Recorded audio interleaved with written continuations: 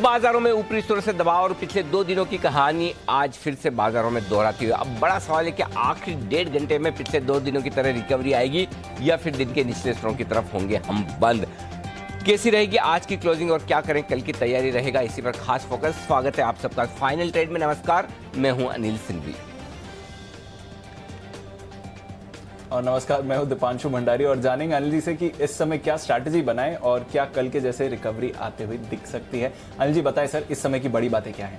दीप, पिछले 2 दिनों की तरह आज भी बाजार मजबूत खुलने के बाद फिसले, लेकिन हाँ, आज एक अच्छी बात ये रही कि फिसलने के लिए वक्त काफ़ी लगाया, काफ़ी समय तक, और शुरुआती फर्स्ट हाफ में कह सकते हैं कि अच्छी मजबूती के साथ काम किया, लेकिन उसके बाद बाजार में थोड़ी सी करेक्शन आती हुई दिखी है। तो निचले स्तरों के आसपास जरूर आपको थोड़े नजर आएंगे। बाजार 15,051 का हाई बनाया है निफ्टी ने और 35,400 का हाई बनाया है बैंक निफ्टी ने। वहाँ से अच्छी खासी कमजोरी आई है, लेकिन आज आईटी इंडेक्स मजबूत है, 1.5% की तेजी वहाँ से है और एफएमसीजी शेयर भी कुछ हद तक अपना सहारा देने की कोशिश करते हुए बाजार को ये 2 सेक्टर ऐसे हैं जो मजबूत है।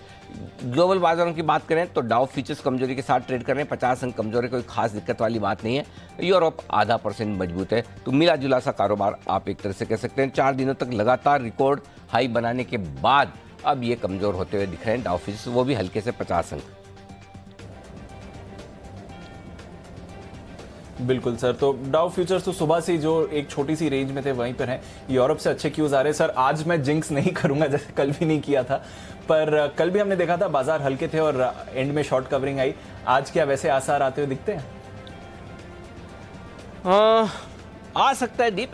देखिए, सिंपल चीज़ ये कि बाजार अगर रेंज के निचले स्तरों पर पहुंचेंगे तो वहां से आपको रिकवरी भी आती हुई दिखेगी। वो है 14,750 14,800 के आसपास, वो रेंज सपोर्ट के तौर पर है।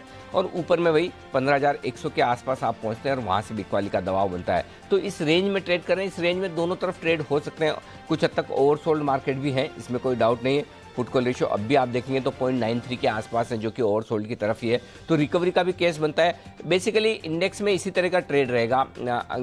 सुबह आपको लगेगा कि ब्रेकआउट होकर बड़ी तेजी के लिए तैयार है, दोपहर में आपको लगेगा कि बड़ी गिरावट के लिए तैयार है, लेकिन जब तक कि निर्णायक रूप से किसी एक तरफ बाहर न निकले तब तक आपको रेंज के दोनों तरफ के इसी तरह के ट्रेड को देखना होगा। तो मुझे लगता है कि बस फर्क इतना ही है कि पिछले 2 सेशन में मजबूत शुरुआत के बाद तुरंत ही बिकवाली आई और आखिरी घंटे में आप रिकवर होते हुए दिखे। आज फर्क इतना है कि सुबह थोड़ी सी शुरुआत के बाद दिन में अच्छी मजबूती आई। आप देखिए, दिन का ट्रेड ज़्यादा बेहतर दिखेगा आपको निफ्टी में, और अब आखिरी 1.5 घंटे में जाते हुए थोड़ी सी बिकवाली आती हुई दिख रही है। तो देखते हैं कैसे क्या कुछ होता है, तब हम बढ़ेंगे आगे भी थोड़ी देर में। लेकिन ऐसा कोई बहुत पैनिक वाली भी बात नहीं है, तो बहुत बुलिश होने की भी बात नहीं है। तो आपको एकदम अपने ट्रेड को संभाल कर रखना है। स्टॉक सेक्टर्स जो तेजी में है, आप अगर तेजी करना चाहते हैं तो उधर रहें।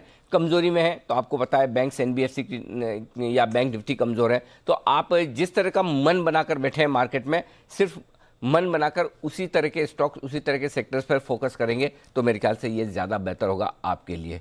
आइए बढ़ते आगे और जी बिजनेस की एक बड़ी और एक्सक्लूसिव खबर पर करते हैं फोकस, और उसके बाद आज खबरों वाले शेयर और साथ ही ट्रिगर्स पर भी डालेंगे नजर। लेकिन चेतन भूटानी हमारे संवाददाता नई दिल्ली से हमारे साथ इस वक्त कार्यक्रम में हो रहे हैं शामिल, और उनके पास एक बेहतरीन खबर टायर कंपनियों को लेकर। चेतन, बताइए क्या है खबर?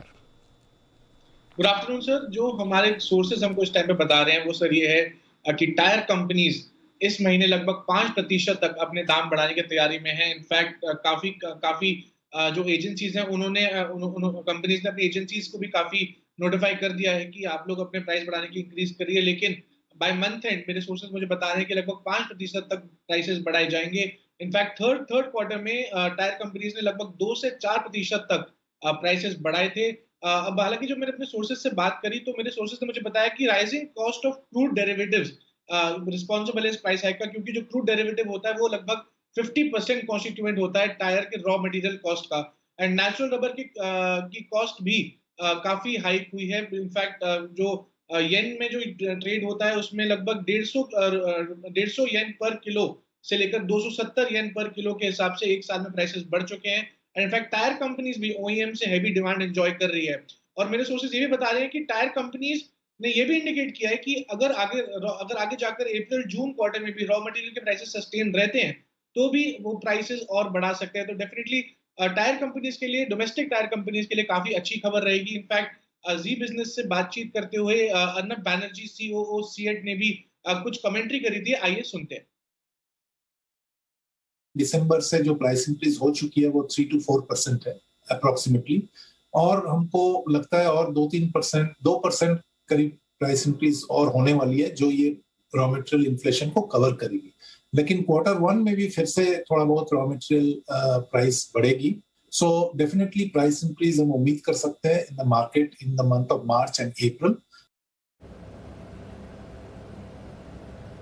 तो यह है आपके लिए टायर कंपनीज के लिए एक्सक्लूसिव खबर, और महीने के अंत तक फिर से दामों में बढ़ोतरी हो सकती है। सर, किस तरह से देखें इस खबर को, क्योंकि टायर की डिमांड ना सिर्फ नई गाड़ियां बट रिप्लेसमेंट मार्केट में भी काफी स्ट्रांग रहती है, तो क्या इम्पैक्ट देखते हैं इस खबर का? बिल्कुल दीप, और जाहिर सी बात है कि टायर कंपनियों के पास प्राइसिंग पावर आ रहा है। जिस तरह से सीएट के मैनेजमेंट ने कॉन्फिडेंटली कहा कि हम 2 से 4% दाम बढ़ा चुके हैं और बढ़ाने की तैयारी में, नो डाउट उसमें काफ़ी कुछ तो ये है कि भाई आपकी कॉस्ट भी बढ़ रही है, रॉ मटेरियल कॉस्ट और नेचुरल रबर के दाम जो बढ़ रहे हैं उसको आपको पास ऑन करना है। लेकिन सबसे बड़ी बात है कि इस वक्त कंपनियां पास ऑन करने की ताकत रखती है और उसके बावजूद डिमांड स्ट्रांग है, तो ये मजबूत आउटलुक दिखा रहा है इन कंपनियों के लिए, जो टायर कंपनियों के लिए इस वक्त निकल कर आ रहा है। तो मेरे ख्याल से ये एक अच्छी खबर है टायर कंपनियों के लिए। और क्योंकि अब एक बार ऑटो और उसके बाद टायर, ये 2 सेक्टर ऐसे हैं, ऑटो एंसिलरी टायर, ये थोड़े दिन हो गए हैं, इनके भी अब वापस से रोटेशन में नंबर आने की तैयारी में, अब देखते हैं कब आता है। लेकिन हाँ, ओवरऑल खबर अच्छी है टायर कंपनियों के लिए कि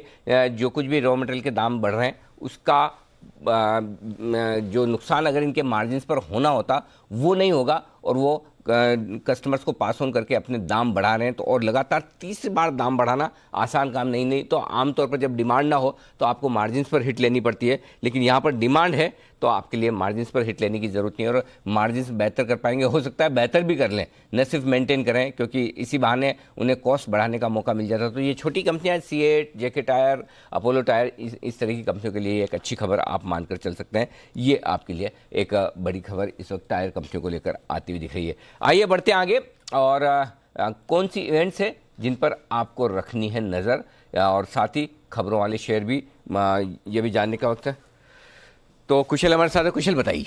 बिल्कुल अनिल सर, तो यहाँ पर सबसे पहले आज के जो अहम ट्रिगर्स हैं उस पर फोकस करिए।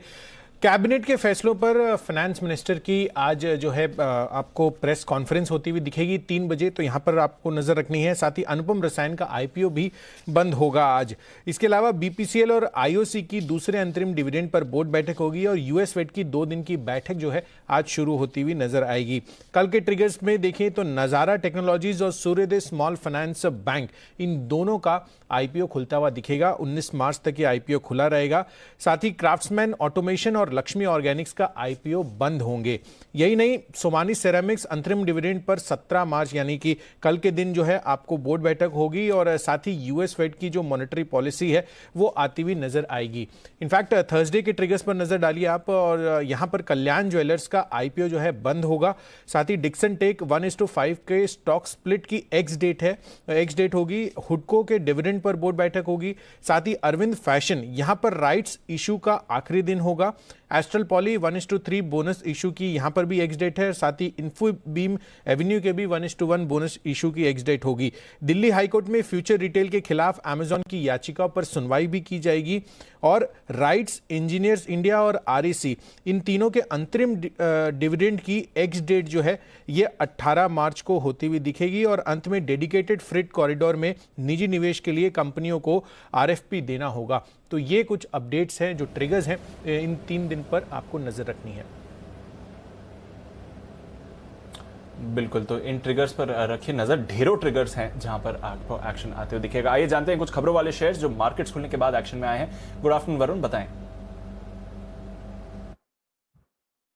गुड आफ्टरनून दीप। देखिए, सबसे पहले तो जो एक्सक्लूसिव खबर हमने आपको दी कि हेल्थ इंश्योरेंस के प्रीमियम जो है वो 10% तक बढ़ सकता है, क्योंकि कोविड के चलते जो वैसे ही केसेस थे वो बढ़ गए हैं, और कहीं ना कहीं इसके अलावा जो नई इंश्योरेंस प्रीमियम आ रहे हैं वो कहीं ना कहीं नई बीमारियों के साथ आ रहे हैं, तो उसके चलते भी इंश्योरेंस प्रीमियम जो है वो बढ़ने वाले हैं। टीसीएस साइबर खतरों से बचने के लिए इस कंपनी ने एक ऑटोमेटिक प्लेटफॉर्म जो है वो लॉन्च किया है। इसके अलावा टाइटन, यहाँ पे इकरा ने इस कंपनी की जो क्रेडिट रेटिंग है उसको AA+ से बढ़ा के AAA कर दिया है। तो टाटा ग्रुप के लिए 2 खबरें हैं। हीरो मोटो 2022 तक 20,000 चार्जिंग पॉइंट जो है ये कंपनी लगाने वाली है, और FY21 में बिक्री जो है वो 15% बढ़ने का अनुमान ये कंपनी ने एक अपडेट दिया है। L&T फिर से L&T कंस्ट्रक्शन को ऑर्डर मिला है। 1000 से 2500 करोड़ के ऑर्डर इस कंपनी को फिर से मिल चुके हैं। HG इंफ्रा इसी से इस कंपनी को 123 करोड़ का ऑर्डर मिला है। ऑयल सचिव की तरफ से बयान आया है कि IOC कुछ हाइड्रोजन यूनिट्स है उसको बेच सकती है। साल के अंत तक ये हाइड्रोजन यूनिट जो है उनको बेचा जा सकता है। और सबसे आखिरी में रॉयल ऑर्किड, इस कंपनी ने 8 नए होटल जो है वो लॉन्च किए हैं। बेंगलुरु, नोएडा, गोवा में नए होटल जो है इस कंपनी ने लॉन्च कर दिए हैं। इसके अलावा जयपुर और अजमेर में भी होटल जो है इस कंपनी ने लॉन्च किए हैं। तो होटल कंपनीज फिर से नए लॉन्चेस करती है। बिल्कुल नए लॉन्चेस किए हैं रॉयल ऑर्किड ने, और वो भी ऐसे समय जब हम जस्ट कोरोना से बाहर आते हुए दिख रहे हैं। शुक्रिया वरुण, ये सारे खबरों वाले शेयर्स बताने के लिए। आइए हमारे गेस्ट भी हमारे साथ जुड़ रहे हैं। वागले साहब, राकेश जी, कुणाल जी, सुमित जी हैं, विश्वेश जी और नितिन मुरारका साहब भी हमारे साथ जुड़ रहे हैं। कुछ स्टॉक्स हैं जहां पर एक्शन बन रहा है, हालांकि ऊपरी स्तरों से बाजार फिर हल्के होते हुए दिखे। निफ्टी पॉजिटिव था, वापस नेगेटिव टेरिटरी में आ गया है। 14,900 के करीब सपोर्ट ले रहा है, वो कोई परेशानी की बात नहीं है। बैंक निफ्टी 300 पॉइंट्स नीचे है। बट स्टॉक्स जो होल्ड आउट कर रहे हैं, विश्वेश जी, श्रीराम ट्रांसपोर्ट फाइनेंस पर नजर डालिए। 4% का एक्शन बनते हुए दिख रहा है, क्या चल रहा है इस काउंटर में? मेरे हिसाब से दीपांशु एक चीज समझनी होगी, देखिए मार्केट में टू एन एक्सटेंट मुझे ऐसा लग रहा है हैवी डिस्ट्रीब्यूशन है और I am afraid that market sharply lower आ सकते हैं। Now Shriram transport finance last 3 week से गिर रहा था, उसके बाद में मल्टीपल सपोर्ट्स फाउंड हुए अराउंड 1250। मुझे लगता है सप्लाई जोन जो है 1350 1375 की जोन में है। लॉन्ग्स अवॉइड करनी चाहिए एनबीएफसी हाई वॉलेटाइल में, क्योंकि अगर मार्केट यहाँ से गिरेगा तो मुझे लगता है NBFC would be the difficult spot to hide. So definitely setup दिख सकता है लुक्रेटिव, बट अवॉइड करने की सलाह होगी, बिकॉज मार्केट मुझे लगता है थोड़ा सा और वॉलेटाइल होना चाहिए यहाँ से। ओके, तो ये है आपके लिए राय जहां तक सुंदरम सॉरी माफ कीजिएगा श्रीराम ट्रांसपोर्ट फाइनेंस की बात है। फोर्टिस मामले में आज सुनवाई हो रही है और आज सुबह हमने देखा एक बड़ा स्पाइक आते हुए दिखा था। वापस सुनवाई इस समय सुप्रीम कोर्ट में चल रही है।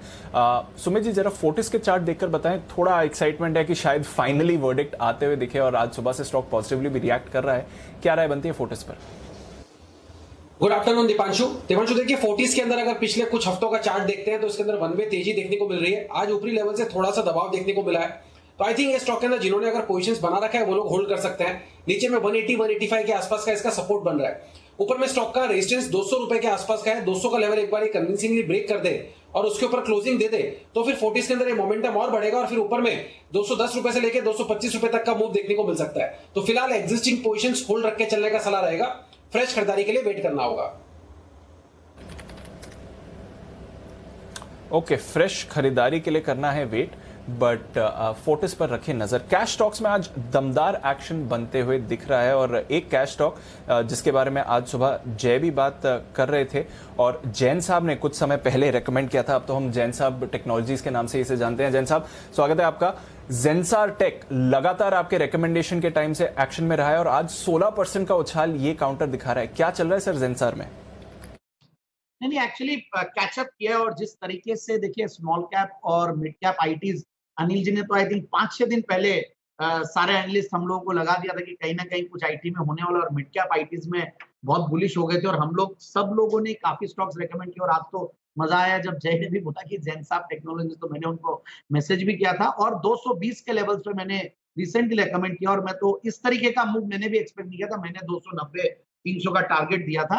तो देखिए थोड़ा बहुत प्रॉफिट बुकिंग करना भी जरूरी है और पार्शियली अगर प्रॉफिट बुक कर सकते हैं जिन्होंने उन निचले लेवल्स पे लिया है तो कोई बुराई नहीं है, क्योंकि ऑप्शंस बहुत सारे और मार्केट्स काफी वॉलेटाइल है। बाकी कैश मार्केट के स्टॉक्स चल रहे हैं और आईटी इसीलिए अच्छा हो सकता है कि कहीं ना कहीं डॉलर इंडेक्स ने सपोर्ट लिया है और डॉलर भी अब बहुत कमजोर नहीं हो रहा है, तो all the stocks might do well from here.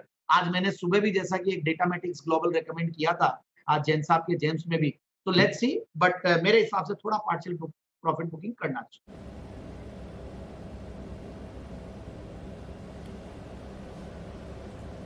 तो पार्शियल प्रॉफिट बुकिंग करने की राय है इस वक्त, लेकिन एक बेहतरीन स्ट्रेटेजी विश्वेश जी ने दी थी सुबह सुबह बैंक निफ्टी पर, जहां 35,000 का पुट खरीदकर और मेरे ख्याल से 2 पुट बेचने की राय दी थी आपने। 34,800 का था, 34,500 का जीरो कॉस्ट पर बन रहे थे। अब अच्छे मुनाफे में आ गई होगी जिस तरह से निफ्टी बैंक निफ्टी नीचे आया। विश्वेश जी एक बार अपडेट दीजिए, क्या करना है ये भी बता दीजिए। Thank you so much sir. अच्छा लगता है जब आप अप्रिशिएट करते हो। मेरे हिसाब से सर अच्छे लेवल से मार्केट फेल हुआ है, और जिस लेवल से फेल हुआ है मुझे लग रहा है बैंक निफ्टी एटलीस्ट नहीं तो भी 1000 पॉइंट फॉल हो सकता है।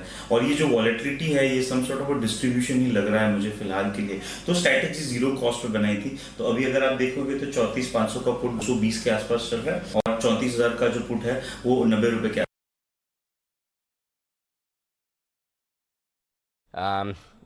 विश्वेश जी से फिर से संपर्क करने की कोशिश करेंगे। थोड़ा सा ऐसा लग रहा है कि कहीं न कहीं उनका संपर्क टूटा है, लेकिन फिलहाल उन्होंने जो सुबह आज आखिर में फ़ोन करके जो स्ट्रेटेजी दी थी, उनका ये कहना था कि भाई 35,500 का पुट खरीदिए, 34,500 का पुट खरीदिए, 120 रुपये में 34,000 के 2 बेच दीजिए, 60 रुपये आ रहे हैं, यानी कि 120 वहाँ से आ जाएंगे, आपकी कॉस्ट हो गई ज़ीरो। और अब आ गया वहाँ से नीचे उस समय बैंक निफ्टी, और यहाँ विश्वेश जी से अब संपर्क हो गया। विश्वेश जी बताइए। धन्यवाद अनिल जी मेंशन करने के लिए। देखिए सुबह bank Nifty almost 400-300 point plus था और अभी 300 पॉइंट नेगेटिव है, तो काफ़ी बड़ा स्विंग आया है। हमने जीरो कॉस्ट पे जो बनाया था तो ऑलमोस्ट वहाँ पे 50 रुपीज़ का प्रॉफिट हो रहा है। लेकिन मेरा ये मानना है अनिल जी, और मैं शायद यहाँ गलत भी हो सकता हूँ क्योंकि एक्सपायरी कल है, और आपने जैसे बहुत करेक्टली मेंशन किया कि पुट कॉल रेशियो थोड़ा सा ओवरसोल्ड डेफिनेटली है।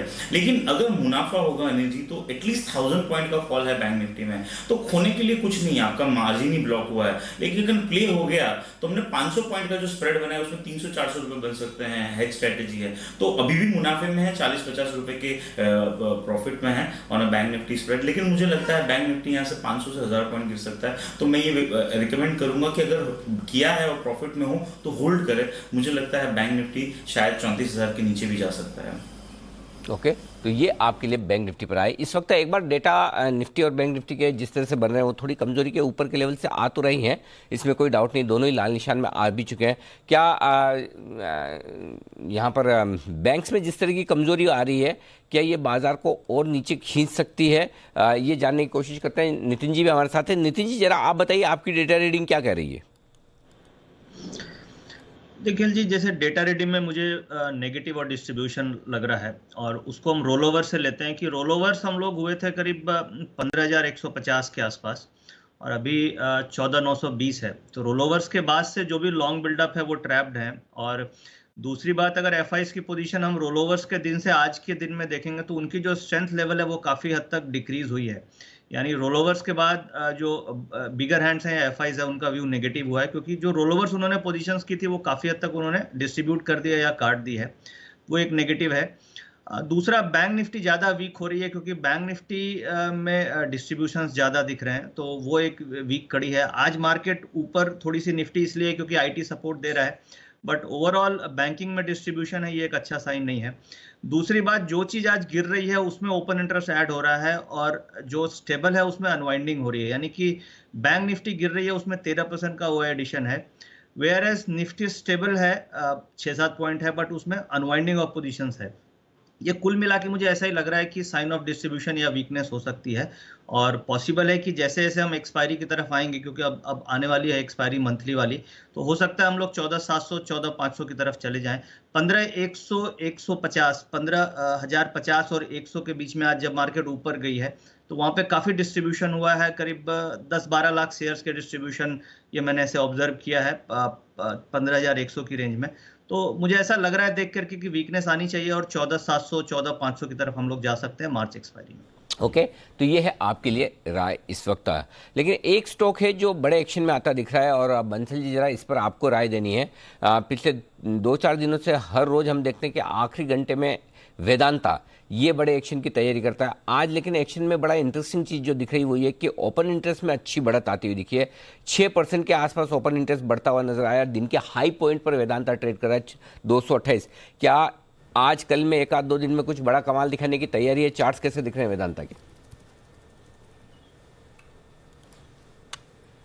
अनिल जी, चार्ट्स काफी पॉजिटिव हैं, और शॉर्ट टर्म में यहाँ पर 244 245 के लेवल्स देखने को मिल सकते हैं। और जैसा अनिल जी आपने मेंशन करा कि आखिरी घंटे में बाइंग आती है अनिल जी, तो इसके साथ साथ जो आप कह रहे हैं काफी कुछ दिनों में देखा है। एक चीज अनिल जी हमने भी और ऑब्जर्व करी है, और दीप ने तो नोट भी कर रखा होगा कि जब भी ये स्टॉक डेज लोज के आसपास होता है, नीचे में ट्रेड कर रहा होता है, तो आप भी इसको निचले लेवल पर रिकमेंड करते हैं लेने के लिए। और टेक्निकल स्ट्रक्चर अच्छा है किसी भी निफ्टी की वीकनेस में कमजोर नहीं हो रहा है, तो जिनके पास है लेके बने रहे।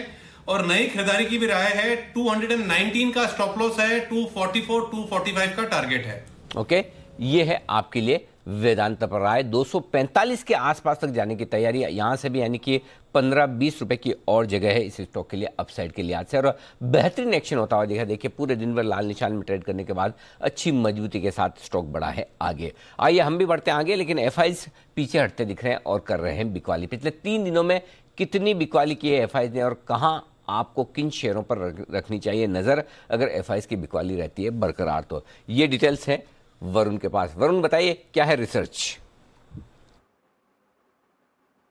डेफिनेटली जी, पिछले 3 दिनों में जो एफआईआई है वो लगातार बिकवाली कर रहे हैं भारतीय बाजार में। करीब 2000 करोड़ के आसपास की बिकवाली जो है वो ये कर चुके हैं, और हर दिन अगर आप देखेंगे तो बिकवाली का जो क्वांटम है वो लगातार बढ़ते जा रहा है। अब ऐसा क्यों हो रहा है? एक तो देखिए यूएस के जो बॉन्ड डील से बढ़ रहे हैं, जिसकी वजह से कहीं ना कहीं एफआईआई जो है इक्विटी से शिफ्ट होकर बॉन्ड्स की तरफ जा रहे हैं। इसके अलावा पिछले कुछ दिनों में रुपए भी थोड़ा बहुत कमजोर हुआ है, तो उसका इंपैक्ट भी देखने मिला है, जिसकी वजह से भारतीय बाजारों में से या फिर इमर्जिंग मार्केट्स में से एफआईआई जो है अपना पैसा निकाल रहे हैं। तो 2000 करोड़ निकाल चुके हैं, और आगे अगर पैसे और निकाले तो जिन स्टॉक्स पे आपको नजर रखनी है वो स्टॉक्स है जहां एफआईआई की होल्डिंग सबसे ज्यादा है। उसमें एक है श्रीराम ट्रांसपोर्ट, जहां एफआईआई करीब 62% होल्ड करते हैं, अपोलो हॉस्पिटल में 52%, इन्फो एज में करीब 41%, gold financing company Manappuram finance में ये करीब 40% के आसपास की होल्डिंग रखते हैं।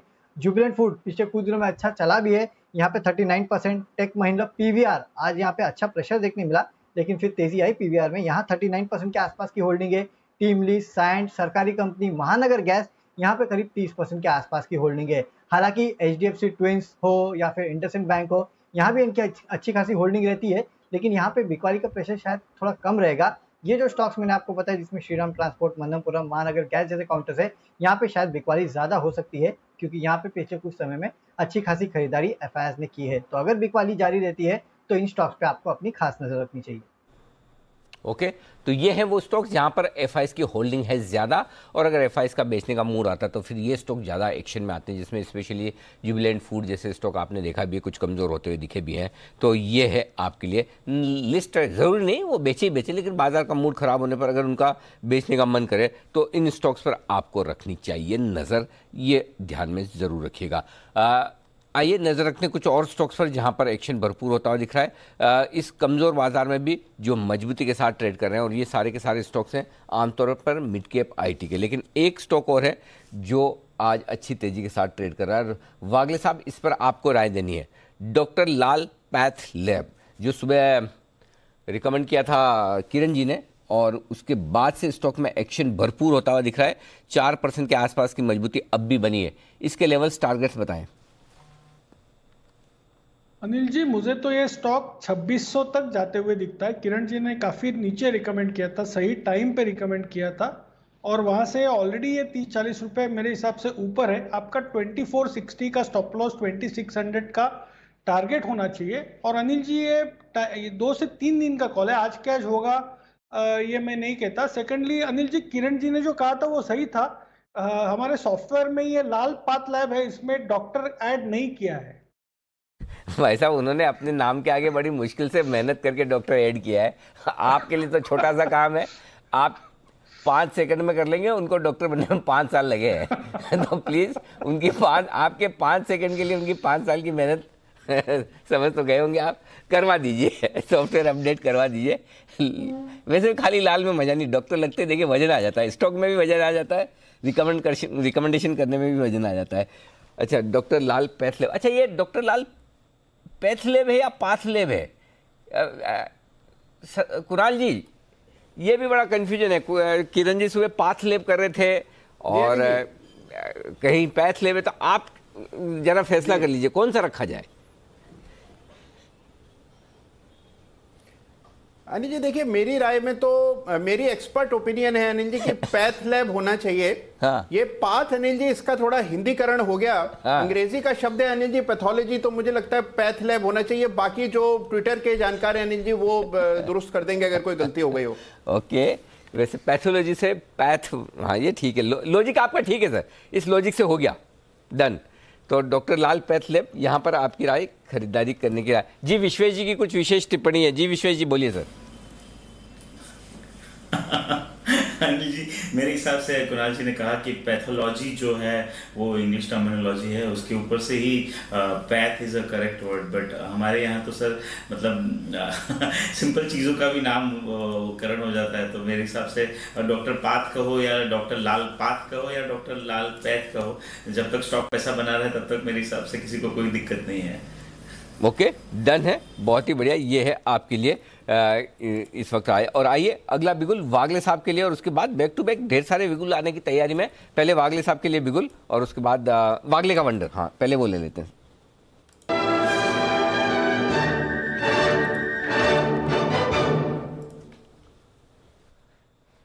बताएं वागले साहब। अनिल जी, कैश में स्टॉक, मेरे कैश का एक स्टॉक रडार पर आ रहा है और आप आईटी का ये कर रहे हैं।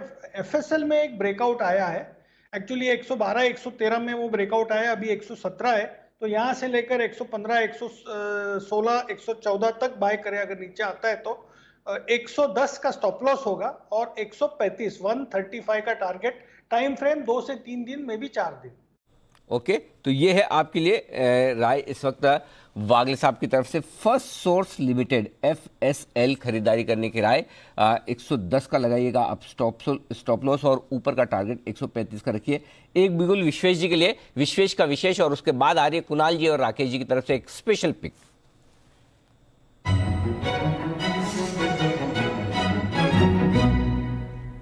बताएं सर। देखिए अनिल जी, मैंने कल भी शॉर्ट किया था वोल्टास को और मेरे हिसाब से बाउंस नहीं किया, इनफैक्ट आज कल के लेवल से और भी नीचे है। मुझे ऐसा लग रहा है कि वोल्टास यहाँ से बड़ा फॉल हो सकता है। काफ़ी दिनों की साइडवेज कंसोलिडेशन के बाद मुझे ऐसा लग रहा है कि डाउनवर्ड कंटिन्यूएशन शुरू होना चाहिए, तो यहाँ पे ट्रेड करेंगे कंजर्वेटिवली। सो वोल्टास का 1000 का पुट ऑप्शन खरीदने की राय होगी, जो करीबन 12 साढ़े 12 रुपये के आसपास चल रहा है। मुझे ऐसा लग रहा है कि वोल्टास में यहाँ से एटलीस्ट नहीं तो भी 50 से 60 रुपये की गिरावट आनी चाहिए। तो उस लिहाज से ये जो पुट ऑप्शन है जो 12 साढ़े 12 13 तक भी मिल सकता है मेरे हिसाब से, उस पर 8 रुपये का स्टॉप लॉस रखे तो 17, 21 और 24 मतलब ऑलमोस्ट डबल के टारगेट रखने चाहिए, क्योंकि एक्सपायरी को अभी भी 10 दिन बाकी है। मुझे ऐसा लगता है अगर शार्पली 3-4% का फॉल आएगा तो ये पुट ऑप्शन में अच्छा ट्रैक्शन होगा। तो वोल्टास का 1000 का पुट ऑप्शन खरीदने की राय होगी। ओके, वोल्टास का 1000 वाला राउंड फिगर का पुट ऑप्शन खरीद लीजिए। 12.5 रुपये में मिल रहा है। 8 रुपये का स्टॉप लॉस और टारगेट 17, 21, 24 3 टारगेट के लिए यहाँ पर पुट ऑप्शन खरीदकर मंदी करने की राय विश्वेश जी की। अब स्पेशल पिक का बिगुल कुणाल जी और राकेश जी के लिए।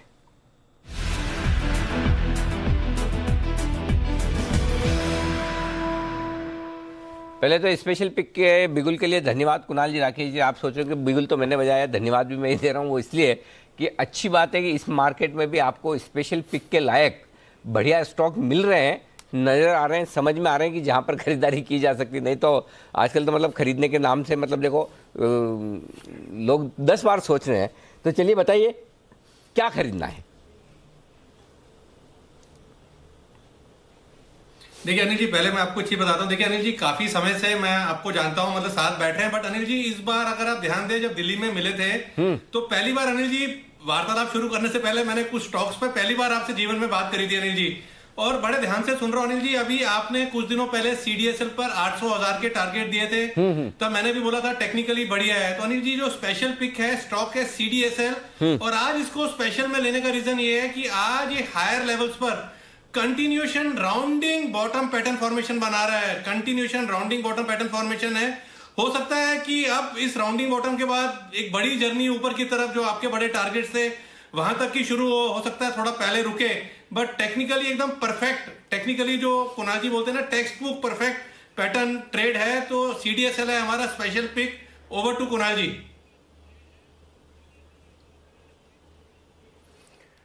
अनिल जी देखिए, बहुत ही जबरदस्त चार्ट स्ट्रक्चर है और CDSL अनिल जी हमारा स्टॉक नहीं है, CDSL अनिल जी आपका शेयर है। और जैसे अनिल जी अभी आप वेदांता पर राय मांग रहे थे, जबकि शेयर पर पकड़ अनिल जी आपकी है, फिर भी राय आप हमसे लेते हैं। तो अनिल जी देखिए, बिल्कुल वैसे ही CDSL भी आपकी पकड़ है तो आपका लेवल है, और ब्रेकआउट आता हुआ चार्ट पर दिखाई पड़ रहा है। तो CDSL की गाड़ी पर हम भी सवार होना चाह रहे हैं। अनिल जी, बड़ा ब्रेकआउट चार्ट पर आता हुआ दिख रहा है, 620 के ऊपर ये ब्रेकआउट हुआ है इंट्राडे चार्ट्स पर, और ये स्टॉक जो आपके टारगेट्स हैं बिल्कुल उनकी ओर अग्रसर है। मौजूदा स्तरों पर बाय करके चलें। स्टॉप लॉस रखना है 620 रुपए पर, 620। अगर शॉर्ट टर्म ट्रेडिंग करना है तो 620 का स्टॉप लॉस, और अगर इसको पोजिशनल बेसिस पर होल्ड कर पाएंगे 800 रुपए के टारगेट के लिए तो स्टॉप लॉस 580 के नीचे रख करके बाय करें। यह स्टॉक 800 रुपए तक जाएगा।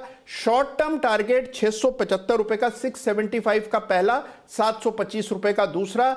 CDSL पर खरीदारी की राय है। और अनिल जी एक चीज आपसे पूछनी है, अगर आप इजाजत दे तो। जी सर, पूछिए।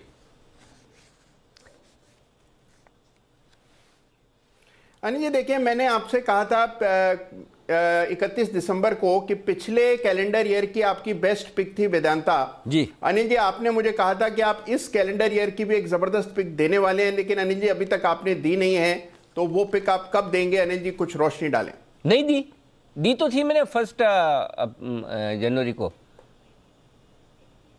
1 जनवरी को दी तो थी। नहीं अनिल जी, अभी तक नहीं आई है। क्या बात करें, नहीं ढूंढनी पड़ेगी। ओके, तो चलिए आप लोग दोबारा दे दीजिए। चलिए ठीक है, आपने मुझे काम पे लगाया तो ठीक है, मैं काम पे लगता हूँ। थोड़ा सा वक्त दे, ढूंढ के बताता हूँ आपको कि क्योंकि मैं तो ज़्यादा फोकस मेरा सवाल पूछने पर रहता है, आप ज़्यादा रिकमेंडेशन पे फोकस करते, तो अब मैं सवाल पूछने से रिकमेंडेशन की तरफ मैं थोड़ा सा मूव करता हूं। तब तक मैं देखता हूं कौन सा स्टॉक हो सकता है, दिमाग लगाता हूं। आपने बोला तो बिल्कुल शायद हाँ मिस हो गई, अब मुझे याद आ रहा है बराबर। आपने पिछली बार बोला था तो मैंने कहा भी कि हाँ मैं दूंगा, रह गया। बिल्कुल मैं याद करके आपको देने की कोशिश करता हूं। आइए, इस बीच एक स्टॉक और है जो बड़े एक्शन में आ रहा है और इस पर राय ली जाए नितिन जी से। गुजरात गैस नया खिलाड़ी, वायदा कारोबार का 3% मजबूत है, 5% ओपन इंटरेस्ट बढ़ा है, और ये स्टॉक भी वागले साहब हमारे 200-250 रुपये से लगातार रिकमेंड करते आए कि इसको डिलीवरी के लिए लेकर भूल जाइए। अब एक्शन भरपूर होता दिख रहा है, बताएं सर। अभी भी इसमें डिलीवरी के पॉइंट ऑफ व्यू से बेटर है, और ये वापस से इसमें सपोर्ट 500 के आसपास काफ़ी अच्छा सपोर्ट है। तो मुझे लग रहा है इसको पोजीशन को होल्ड करना चाहिए। 500 का स्टॉप लॉस है और ऊपर टारगेट 560-570 के बन सकते हैं, बट ये डिलीवरी पॉइंट ऑफ व्यू से ज़्यादा बेटर है क्योंकि इसकी जो मूवमेंट होती है वो 4-5 दिन कंसोलिडेशन है, फिर एक बड़ी मूव मिलती है। तो मुझे ऐसा लग रहा है कि 500 का स्टॉप लॉस रख के इसको होल्ड करना चाहिए। ओके, तो ये है आपके लिए राय गुजरात गैस पर। आइए बढ़ते आगे, और सुमित जी तैयार है अपने सुपर हिट के साथ।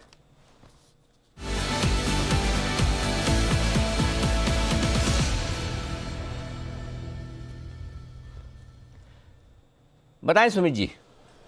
अनिल जी, FMCG स्टॉक्स में थोड़ा सा मोमेंटम बिल्डअप हो रहा है यहाँ पे। तो जो स्टॉक मेरे रडार पे आया है वो है HUL, हिंदुस्तान यूनिलीवर। 2240 का अभी ये CMP भाव दिखा रहा है। स्टॉक के अंदर मेरे को लग रहा है कि यहां से ऊपर का मूव देखने को मिलना चाहिए, क्योंकि इसने रिसेंट के जो स्विंग आई थे वो ब्रेक किए हैं, पिछले कई दिनों के हायर लेवल्स पे आ चुका है।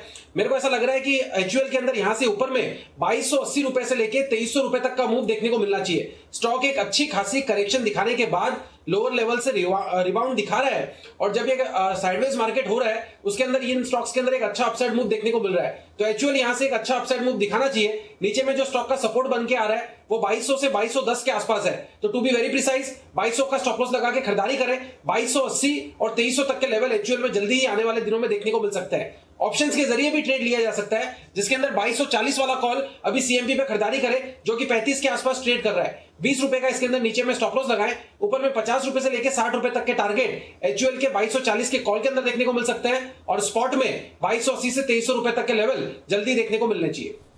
ओके, तो ये है HUL में खरीदारी करने की राय आपके लिए आती हुई। 2240 के आसपास अच्छा है, कोई न कोई तो चाहिए जो निफ्टी को बचा सके और सपोर्ट दे सकते हो। HUL ये है एक स्टॉक जहां पर खरीदारी करने की राय आपके लिए परफेक्ट है। और इस बीच जो CDSL की बात कर रहे थे, हाँ 1 जनवरी को दीप ने मुझे इन्फॉर्मेशन दी कि एक तो हमने दिया था BSE खरीदने की राय दी थी, बॉम्बे स्टॉक एक्सचेंज। CDSL के जो CDSL की होल्डिंग कंपनी कह दीजिए एक बार, पेरेंट कंपनी, और दूसरा GMDC हमने खरीदने की राय दी थी। तो 2 स्टॉक यहाँ पर खरीदने की राय दी थी आपको, BSE और GMDC, ये दोनों ही स्टॉक। और अच्छा, BSE से याद आया और CDSL से याद आया कि BSE के MD और CEO आशीष चौहान साहब, आज उनका जन्मदिन भी है, तो एक बार आप सबकी तरफ से, मेरी तरफ से, जी बिजनेस के दर्शकों की तरफ से, आशीष चौहान साहब को हमारी तरफ से, हम सबकी तरफ से जन्मदिन की बहुत बहुत बधाई भी। आज उन्हीं की ज़िंदगी पे एक किताब भी लिखी गई है, स्थित प्रज्ञ।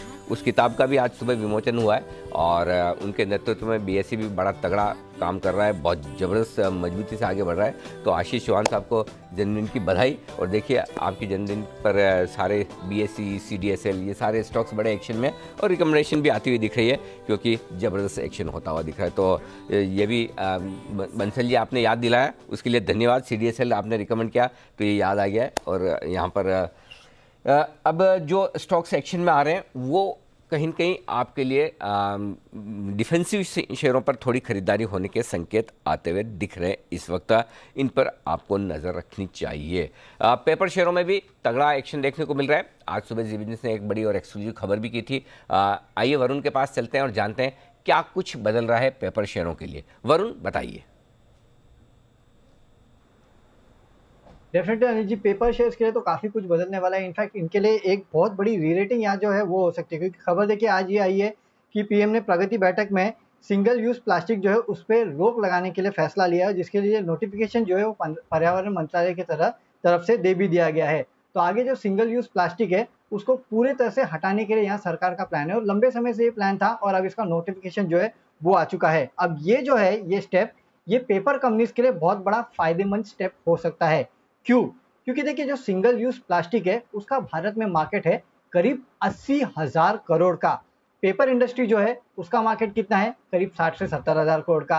यानी कि जितना मार्केट इनके पास है उतनी ही बड़ी अपॉर्चुनिटी जो है वो इन कंपनीज के लिए खुल जाएगी। वैसे अगर आप देखें तो पूरा प्लास्टिक कारोबार जो है वो करीब 2.25 लाख करोड़ के आसपास है, जिसमें सिंगल यूज प्लास्टिक जो है करीब 80,000 करोड़ के आसपास है। और कुछ रिपोर्ट्स का अगर माने तो ये कह रहे हैं कि करीब 25 से 30% के आसपास का मार्केट जो है अगले 3 से 4 साल में जो पेपर इंडस्ट्री है वो ये सिंगल यूज प्लास्टिक का 30 से 40% के आसपास का मार्केट जो है वो गेन कर सकती है। यानी कि 80,000 करोड़ में से करीब 30,000 करोड़ के आसपास का मार्केट जो है वो अगले 3 से 4 साल में पेपर इंडस्ट्री जो है वो ग्रैब कर सकती है।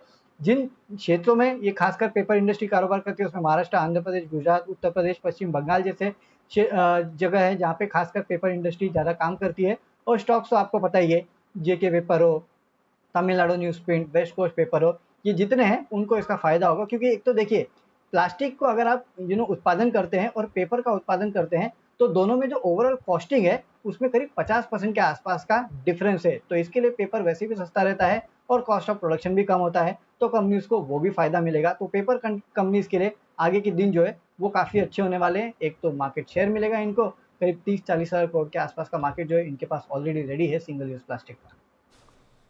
ओके, तो ये है पेपर कंपनियों के लिए बड़ा डेवलपमेंट, बड़ी खबर। जैन साहब आपने भी सुबह भी देखी होगी खबर, अभी भी देखिए, बताएं कैसे देख रहे हैं आप इस खबर को, कितना फायदा पेपर कंपनियों को होगा और कौन से स्टॉक्स एक्शन में रहने चाहिए। काफ़ी स्टॉक तो ऐसे हैं जो ज़बरदस्त भाग चुके हैं। इमामी पेपर तो मैं देख रहा था सुबह से लगभग 20% बढ़ा हुआ है, जी हाँ। और वेस्ट कोस्ट पेपर 10% ऊपर है। सारे पेपर स्टॉक्स आप देख लीजिए, ओरिएंट, इमामी, स्टार, ये सब मजबूत है। आपको क्या पसंद है? नहीं, बिल्कुल ये sector one of my favourite sectors था और मैं इनफैक्ट अगर जैन साहब की जेम सीरीज हो या बाकी हर शोज में कई बार JK paper, west coast paper, Seshasayee paper, इन सबको रेकमेंड किया और स्टार पेपर भी रिसेंटली रेकमेंड किया। सो ओवरऑल इस सेक्टर में मैं काफी बुलिश इसीलिए था कि मुझे बहुत वैल्यूएशन सस्ते दिख रहे थे। दूसरा, चूंकि माहौल ऐसा था कि जैसे जैसे अनलॉकिंग थीम और बेटर हो रही थी तो ये पेपर स्टॉक्स अंडर परफॉर्मर्स थे, लगार्ड्स थे और ये चलने लगे तो वहां पे वैल्यू दिख रही थी, मार्केट चल रहा था। तो ये न्यूज तो बहुत बड़ी न्यूज है। और सिंगल यूज प्लास्टिक तो देखिए वैसे भी सरकार की पूरी मुहिम रही है कि इस चीज को खत्म करना है और मुझे लगता है कि जिन्होंने अभी तक भी निवेश नहीं किया वो बिल्कुल निवेश कीजिए। और मुझे ऐसा लगता है शेषाशाही पेपर क्योंकि क्वार्टरली रिजल्ट बहुत अच्छे नहीं थे तो ये थोड़ा सा अंडर परफॉर्मर है as compare to other stocks. तो मुझे लगता है वहां पे अभी भी अपॉर्चुनिटी स्टॉक को ले। बाकी ओवरऑल जिन्होंने भी जो स्टॉक्स में भी निवेश कर रखा है वो निवेशित रहे। फैंटास्टिक लगता है, अभी भी कुछ नहीं हुआ, जबरदस्त नंबर्स आगे आने वाले दिनों में और आएंगे जिस तरीके का ये लोग को मार्केट शेयर मिलेगा। और एक चीज और छोटा सा ऐड करूंगा, जूट वाले स्टॉक्स पे भी ध्यान दिया जा सकता है, वहां पे भी कुछ ना कुछ तो मार्केट ऐड होगा, ऐसा मेरा मानना। और आज आपने टीएनपीएल दिया ही है, वो भी धूम मचाई है। यह पेपर शेयरों में तेज उछाल नजर रखिए। हमने आपको आज सुबह एक्सक्लूसिव खबर दी थी, उसके बाद हमारी खबर पर मुहर भी लगी है और अब वरुण ने भी आपको बताया है कि क्या अपॉर्चुनिटी बन सकती है पेपर्स के लिए जब ये प्लान एक्शन में आएगा। पर 2:30 बज रहे हैं, चलते हैं अनिल जी के पास और जान लेते हैं स्ट्रैटेजी क्या है।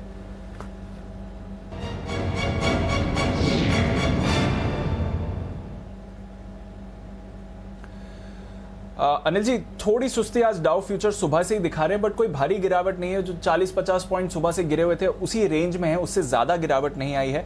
नास्डैक फ्यूचर्स होल्ड आउट कर रहे हैं सर। यूरोप में अच्छा कारोबार हो रहा है, आधे % तक की तेजी है। एशिया में अच्छा कारोबार रहा, हांगकांग 200 पॉइंट्स ऊपर था। चीन और जापान के बाजार भी पॉजिटिव रहे। कच्चे तेल और गोल्ड में आज थोड़ी सी सुस्ती दिख रही है, पर वहां पर भी कोई भारी गिरावट नहीं है। तो ग्लोबल क्यूज ठीक ठाक ही है सर, माइल्डली पॉजिटिव ही कह सकते हैं। बताएं क्या करना चाहिए। दीप, मेरे ख्याल से रेंज बाउंड मार्केट है, कहीं कोई समस्या नहीं है। बहुत ज़्यादा तेज़ी, बहुत ज़्यादा मंदी का व्यू मत रखिए, रेंज बाउंड मार्केट का व्यू रखिए। 4 दिनों से डाउ रिकॉर्ड बना रहा है और आज से फेड की बैठक आज ही से शुरू हो रही है ना, आज और कल। हाँ, तो परसों सुबह हमारे यहाँ उसका एक्शन आएगा, तो हो सकता है फेड की बैठक के पहले थोड़ी डाउ में सुस्ती रहे, हल्का फुल्का करेक्शन भी आ जाए 4 दिन रिकॉर्ड बनाने के बाद, तो बड़ी बात नहीं। तो आपको वो तैयारी ध्यान में रखनी चाहिए और उसके बाद आप स्टॉक स्पेसिफिक हो जाइए। देखिए, जैसे IT है, IT में कोई समस्या नहीं है। जैसे FMCG है, यहाँ समस्या नहीं है, यहाँ हल्की फुल्की खरीदारी है। सरकारी कंपनियों में कहीं कोई दिक्कत वाली बात नहीं है। तो ये जो अच्छे पॉकेट्स हैं वहाँ पर अभी भी तेजी है। और अगर आपको मंदी का व्यू रखना है कि भाई चलिए 4 दिन डाउ बढ़िया मजबूत हो गया, आप थोड़ा नीचे आ सकता है, तो फिर आपके लिए बैंक्स NBFC तो हैं जहाँ पर आप मंदी की पोजीशन बनाकर चलें। तो मेरा ये समझना है कि जो लेवल्स इंपॉर्टेंट है, सबसे पहले देख लीजिए मेक और ब्रेक लेवल जो निफ्टी पर है वो 15,000 का है। या 15,000 के पुट पर 24 लाख शेयर हैं, कॉल्स पर 38 लाख शेयर हैं। तो आपके लिए सबसे पहली जरूरत तो ये कि 15,000 के ऊपर की क्लोजिंग दें तो बेहतर है। अगर 15,000 के ऊपर क्लोज ना दें और 14,900 के ऊपर बंद हो तब तक भी ठीक है। खराब क्लोजिंग तब होगी जब आप 14,900 के नीचे बंद हो। बेहतरीन क्लोजिंग तब होगी जब 15,025-30 के ऊपर बंद हो। तो ये 125 पॉइंट की रेंज आपकी डिसाइड करेगी और ऐसा लग रहा है कि आज शायद बाजार इस रेंज में ही कहीं न कहीं बंद होने की कोशिश करे। न 15,025 के ऊपर बंद होगा, न 14,900 के नीचे बंद होना चाहिए, यहीं पर सुस्ती के साथ बंद हो जाए। तो इसलिए न्यूट्रल सी क्लोजिंग होने के आसार ज़्यादा हैं। जहाँ तक बैंक निफ्टी का सवाल है, 35,000 का लेवल मेक और ब्रेक है। 35,000 के पुट पर 9 लाख शेयर हैं, कॉल्स में 11 लाख शेयर हैं। वीकली सीरीज की मैं बात कर रहा हूँ, तो 35,000 के ऊपर बंद होना जरूरी है। अगर बैंक निफ्टी 35,000 के नीचे बंद होता है तो फिर आपको बैंक निफ्टी में थोड़ी अपनी तेजी की पोजीशन कम कर लेना चाहिए। और 34,800 के नीचे बंद होता है तब तो डेफिनेटली और कम कर देना चाहिए। फिर तो आपके लिए 34,425, 34,250 तो तुरंत ही आने की तैयारी में होता हुआ नजर आएगा। तो बैंक निफ्टी ज़्यादा अगर कमजोरी के संकेत आए तो बैंक निफ्टी पर शॉर्ट कीजिए, मजबूती के संकेत आए तो निफ्टी पर लॉन्ग कीजिए, ये ज़्यादा ठीक रहेगा। निफ्टी कहीं कहीं ऐसा लग रहा है बहुत ज़्यादा गिरेगा नहीं, क्योंकि फार्मा और FMCG सपोर्ट देने के लिए तैयार होते हुए दिख रहे हैं। तो मुझे निफ्टी में समस्या नहीं दिखती, बस बैंक निफ्टी थोड़ा सा कंफर्ट कम दे रहा है। जी दीप। बिल्कुल, तो बैंक निफ्टी थोड़ा सा कंफर्ट कम दे रहा है, निफ्टी में थोड़ा एक्शन ज़्यादा है, but as such range bound trade है। और जैसा अनिल जी ने कहा, रेंज में ही क्लोजिंग आपको आती हुई दिख रही है। तो एक आशा है थी कि शायद थोड़ी रिकवरी आते हुए दिखे एंड में, बट अभी तक तो उसके आसार नहीं आते हुए दिख रहे हैं।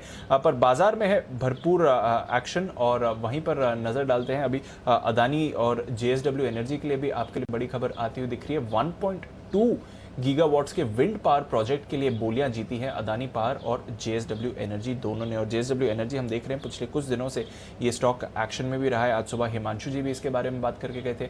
अदानी पावर यहाँ पर भी हमने एक्शन देखा है और कल ही इसके बारे में चर्चा भी हो रही थी, जिस तरह से ये स्टॉक भी एक्शन में आते हुए दिखा है। तो कहीं ना कहीं इन दोनों स्टॉक्स पर आप एक्शन देख रहे हैं और विंड पावर के लिए बोलियां इन कंपनीज ने जीती हैं। सुमित जी, जरा नजर डालें, JSW एनर्जी, अदानी पावर दोनों ही एक्शन में। चार्ट्स क्या कह रही हैं सर? दीपांशु, देखिए ओवरऑल स्टॉक के अंदर तेजी का मूव देखने को मिल रहा है, तो मेरे को लग रहा है कि इन स्टॉक्स में बाय का व्यू लेके ही काम करना चाहिए। JSW एनर्जी 87 के आसपास ट्रेड कर रहा है, स्टॉक ओवरऑल तेजी के ट्रेंड के अंदर में है। ये फ्लैग पैटर्न बना रहा है जिसका ब्रेकआउट आएगा 90 के ऊपर। तो जैसे ही 90 का लेवल टूटता है तो उसके बाद और तेजी देखने को मिलेगी और फिर स्टॉक 3 डिजिट में जल्दी देखने को मिलेगा। तो JSW एनर्जी में पोजीशंस होल्ड करके चले और अदानी पावर भी दूसरी तरफ स्ट्रांग लगता है, उसके अंदर भी ऊपर का मूव ही देखने को मिलना चाहिए। और इस खबर से बाकी पावर स्टॉक्स में भी थोड़ा एक्शन आ रहा है। वैसे भी मार्केट की एक फेवरेट स्पेस रही है पावर यूनिवर्स और वहां पर हम थोड़ा एक्शन बनते हुए देख रहे हैं। टॉरेंट पावर पर भी थोड़ी खरीदारी के संकेत आते हुए दिखे हैं। विश्वेश जी, टॉरेंट पावर का चार्ट देखें, यहाँ पर कोई ट्रेड का मौका दिखता है?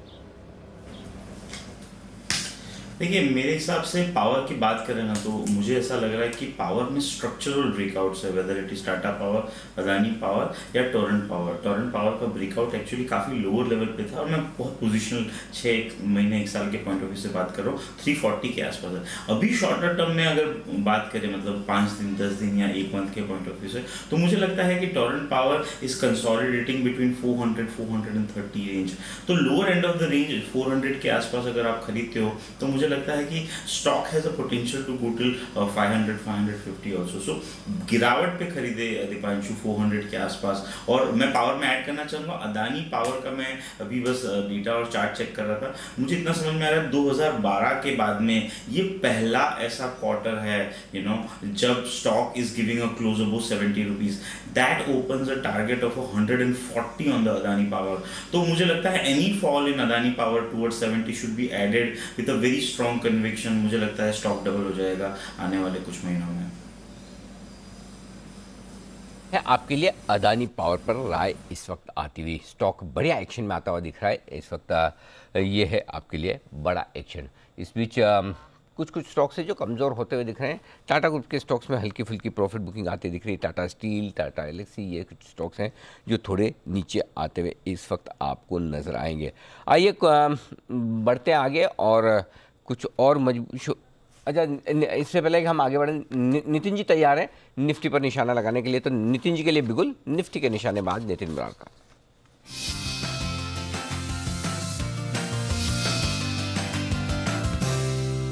बताएं नितिन जी। देखिए जी, डेटा और रोलोवर्स का डेटा और आज 2-3 दिन का डेटा देखते हुए व्यू मेरा नेगेटिव या मंदी का बन रहा है, और उसको देखते हुए मैं बेयर पुट स्प्रेड ले रहा हूँ, नेकेड पुट नहीं ले रहा हूँ, क्योंकि प्रीमियम बहुत ज़्यादा है, वॉलिडिटी भी ज़्यादा है। मेरी स्ट्रेटजी है कि हम 15,000 की पुट ऑप्शन लेंगे जो आपको 135-134 में मिलेगी, और उस प्रीमियम को हेज करने के लिए 14,800 की पुट ऑप्शन हम बेच देंगे जो 50 रुपये में बिक रही है। तो कुल मेरी कॉस्टिंग जो आ रही है वो 82-83 रुपीज़ की कॉस्टिंग आ रही है, यानी कि मैक्सिमम जो मैं प्रीमियम दे रहा हूँ वो 83 रुपीज़ का दे रहा हूँ, और इसका 50% का स्टॉप लॉस रहेगा। यानी कि अगर ये प्रीमियम जो 80-83 आप दे रहे हैं, ये अगर आधी रह जाए, 40 रुपया रह जाए, तो आपका स्टॉप लॉस हो जाएगा। अदरवाइज ऐसा लग रहा है कि नेक्स्ट 2 दिनों में जो परसों एक्सपायरी होनी चाहिए उसके पहले हम लोग 14,800 तक की तरफ नीचे फिसल सकते हैं, और उस केस में एक्सपायरी वाले दिन इसके टारगेट आपको करीब 140-150 ऐसे मिल सकते हैं, यानी ये डबल हो सकती है। तो 80 रुपये आपको मिलने को है, और स्टॉप लॉस हम 40 रुपये का रिस्क रखेंगे। तो ये बियर पुट स्प्रेड 15,000 की पुट लेके 14,800 की पुट बेचने की होगी।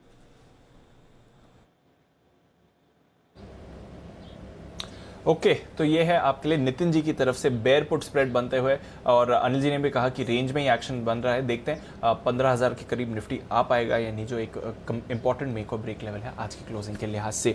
पर ढेरों स्टॉक्स हैं फोकस में जिनके बारे में हम चर्चा कर रहे हैं। एक स्टॉक जहां पर अनिल जी ने लगातार आपको खरीदारी की राय दी है, अभी थोड़ी देर पहले इस पर बात भी चल रही थी, वेदांता पॉजिटिव एक्शन दिखा रहा है और कुछ बड़े री रेटिंग के संकेत काउंटर के लिए आते हुए दिख सकते हैं। क्या है ये फैक्टर्स, बताने के लिए तैयार हैं आशीष चतुर्वेदी। आशीष, बताएं वेदांता के लिए क्या आगे के ट्रिगर्स हो सकते हैं?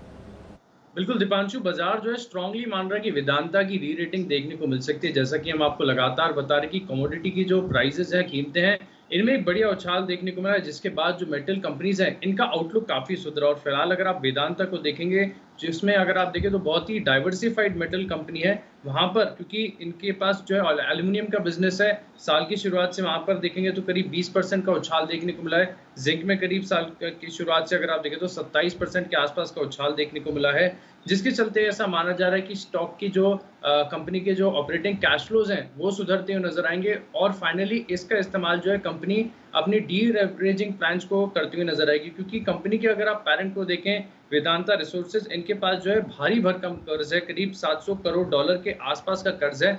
यानी कि अगर यहाँ से कैश फ्लो सुधरेंगे तो बाजार बहुत ही स्ट्रांगली मान रहा है कि जो कंपनी की एक री रेटिंग होने की पूरी संभावना नजर आएगी। बिल्कुल, री रेटिंग की पूरी संभावना है सर। और आपने तो खैर डीलिस्टिंग के जब से डीलिस्टिंग का इनके अटेम्प्ट था तब से हम इसके बारे में बात कर रहे हैं, और उसके बाद से तो आपने हर बार खरीदारी की ही राय दी है। इस महीने ही 2 बार बाय कॉल्स आ चुकी हैं। वेदांता री रेटिंग आशीष भी बता रहे थे सर, कैसे देखें इसे? दीप, इसमें कोई डाउट ही नहीं कि वैल्यू है और ज़बरदस्त वैल्यू है, और ये वैल्यू है वो हमें तब भी पता था जब इसका डीलिस्टिंग ऑफर था 130-40 रुपये पर, और शायद हम अकेले थे जिन्होंने इतना जोर से कहा कि आपको डीलिस्टिंग ऑफर में शेयर नहीं देना चाहिए। तब काफ़ी लोगों ने ये भी कहा कि हम शायद डीलिस्टिंग ऑफर नहीं होगा, स्टॉक नीचे आ जाएगा, लोगों को नुकसान हो जाएगा। हुआ भी ऐसा, लेकिन जब नीचे आया तब 95 रुपये पर फिर से खरीदारी की राय भी हमने बहुत स्ट्रांगली दी, और अब आज देखिए कहाँ 125-30 135 में चल रहा था, आज कहाँ 225-30 चल रहा है। और अगर 95-100 रुपये में आपकी एंट्री हुई तो, और मैं कहूँगा अब भी ये स्टॉक आपको बेचना नहीं चाहिए, खरीद कर रखना चाहिए, क्योंकि वैल्यू है। LIC ने उस समय 320 रुपये की वैल्यू दी थी जब ये सब कमोडिटी साइकिल इतना मजबूत नहीं हुआ था। अब तो देखिए कमोडिटी साइकिल इतना स्ट्रॉन्ग है, तो कहीं कोई वजह ही नहीं कि वेदांता में वैल्यू ना हो। अब भी बहुत वैल्यू है, और मुझे लगता है खुद आप देखिए डीलिस्टिंग ऑफर फेल होने के बाद प्रमोटर खुद अपनी स्टेक बढ़ा रहे हैं। 10% का उनका ओपन ऑफर है 160 रुपये के दाम पर, जो कभी भी आने की तैयारी में है। नेचुरली 160 में उन्हें मिलेगा नहीं, या तो उन्हें रिवाइज़ करना होगा या फिर ऑफर ऐसे ही निकल जाएगा, लेकिन इसका मतलब क्लियर कट है कि वैल्यू है। अब देखना ये चाहिए कि जिन लोगों ने उस समय टेंडर किया था डीलिस्टिंग ऑफर में कि नहीं वेदांता के डीलिस्टिंग ऑफर में शेयर दे देना फ़ायदेमंद है, अब उन्हें पूछना चाहिए कि क्या उन्होंने उस समय ये देखा था कि वाकई में इसमें वैल्यू क्या है, या फिर कमोडिटी साइकिल इतना मजबूत हो जाएगा। ऐसे कौन से फंड मैनेजर्स हैं जिन्हें उस समय समझ में नहीं आया। और ये खाली वेदांता की बात नहीं, ये सारे स्टॉक्स की बात है।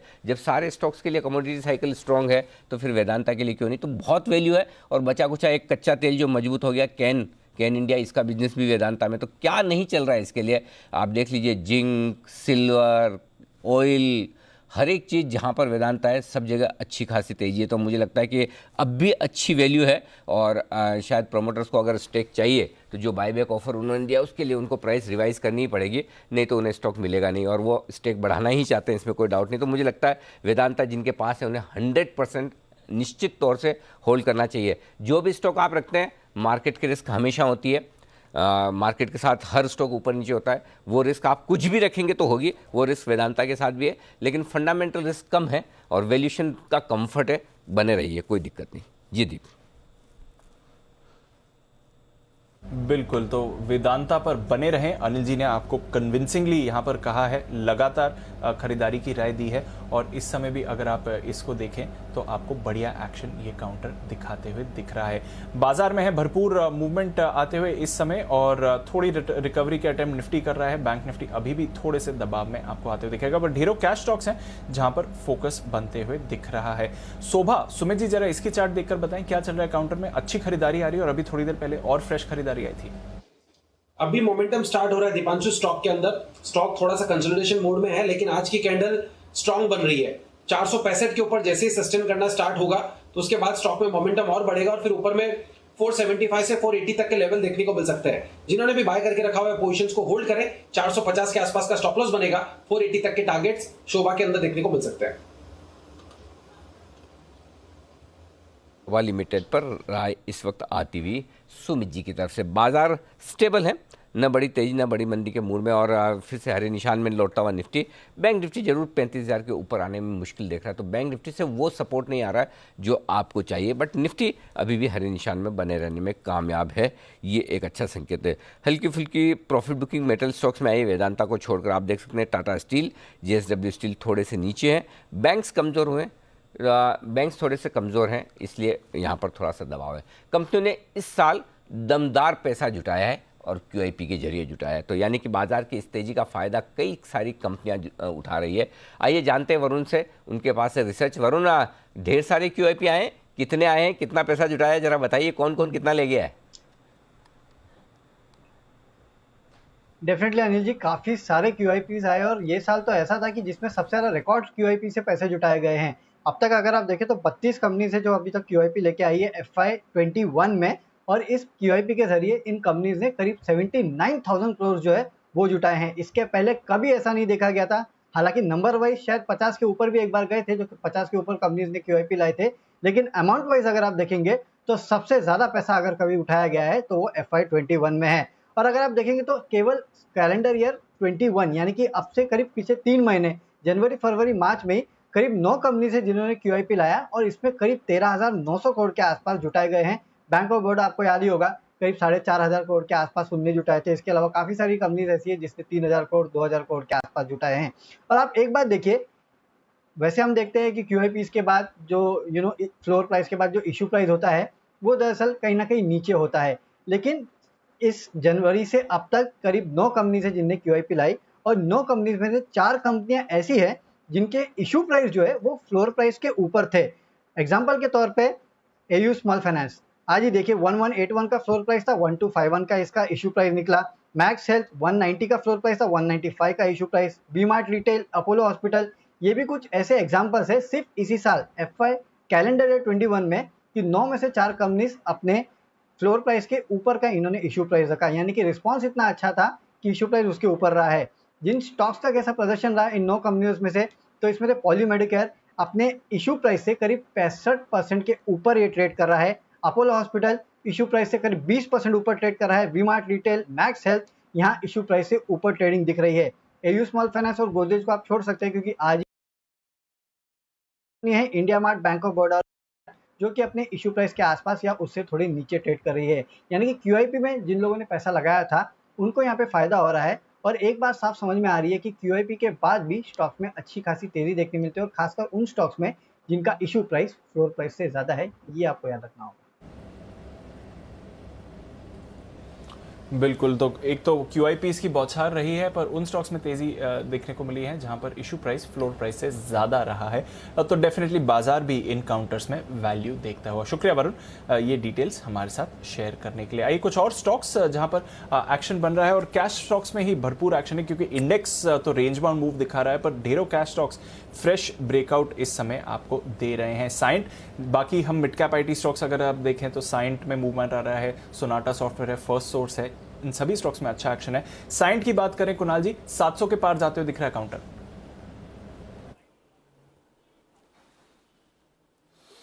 देखिए जबरदस्त चार्ट है दीपांशु, कंपनी को लेकर मैं बहुत बुलिश हूं। यहां पर एक असेंडिंग ट्रायंगल पैटर्न का ब्रेकआउट साइंट पर आता हुआ दिख रहा है। 2 IT काउंटर्स मुझे विशेष पसंद आ रहे हैं, उसमें एक साइंट और दूसरा KPIT। दोनों काउंटर्स के चार्ट देखें बहुत जबरदस्त हैं, और साइंट मुझे लगता है कि 800 रुपए तक सीधा जा सकता है। तो जिनके पास भी है बाय होल्ड करें, और जिन्होंने अभी तक नहीं खरीदा है मौजूदा स्तरों पर खरीद सकते हैं। एक स्टॉप लॉस रखें 670 पर, और मुझे लगता है कि 800 तक का स्ट्रेट राइज देखने को मिलेगा। ओके, तो 800 तक का स्ट्रेट मूव आपको साइंट दिखा सकता है। NBFCs थोड़ा फिर से फोकस में आ रही हैं। L&T फाइनेंस और M&M फाइनेंस दोनों पर ही बढ़िया मूव आ रही है। विश्वेश जी, क्या चल रहा है? M&M फाइनेंस की चार्ट जरा देखें।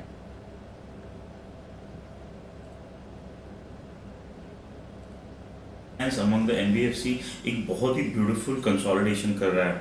और दीपांशु, मैं ये मेंशन करना चाहूँगा कैटेगरिकली, फॉर सम रीज़न अगर मार्केट में करेक्शन आता है और 200 का लेवल मिलता है तो वहाँ पे M&M फाइनेंस को बाय करें, या फिर ऊपर में 220 निकल जाए तो बाय करें। जिस हिसाब से लास्ट 5 वीक की नैरो रेंज बनी है 200-220, आई थिंक ये स्टॉक जब भी आइदर साइड बड़ा 260 देखने मिलेगा। तो having a positive stance but looking to buy on a decline or above the resistance, मेरे हिसाब से this is a stock not to be missed if there is a breakout. Miss ना करें। L&T finance, M&M finance दोनों ही इस समय आपको बढ़िया रिकवरी आते हुए दिखा रहे हैं। और सुबह भी हम देख रहे थे L&T फाइनेंस पे मूव भी आते हुए दिख रहा था। वागे साहब से हमने इसके बारे में बात भी करी थी, बट अच्छा एक्शन वहां पर बन रहा है। एक और स्टॉक जो मार्केट रेडार पर काफी एक्टिव रहा है, सीमेंस। फिर से खरीदारी के संकेत सीमेंस में आते हुए, थोड़ा यहाँ पर बंसल जी करेक्शन हुआ था, वापस सीमेंस एक्शन में आते हुए दिख रहा है, वापस 1900 की तरफ जाने की कोशिश। सीमेंस पर कोई ट्रेड बनता है सर?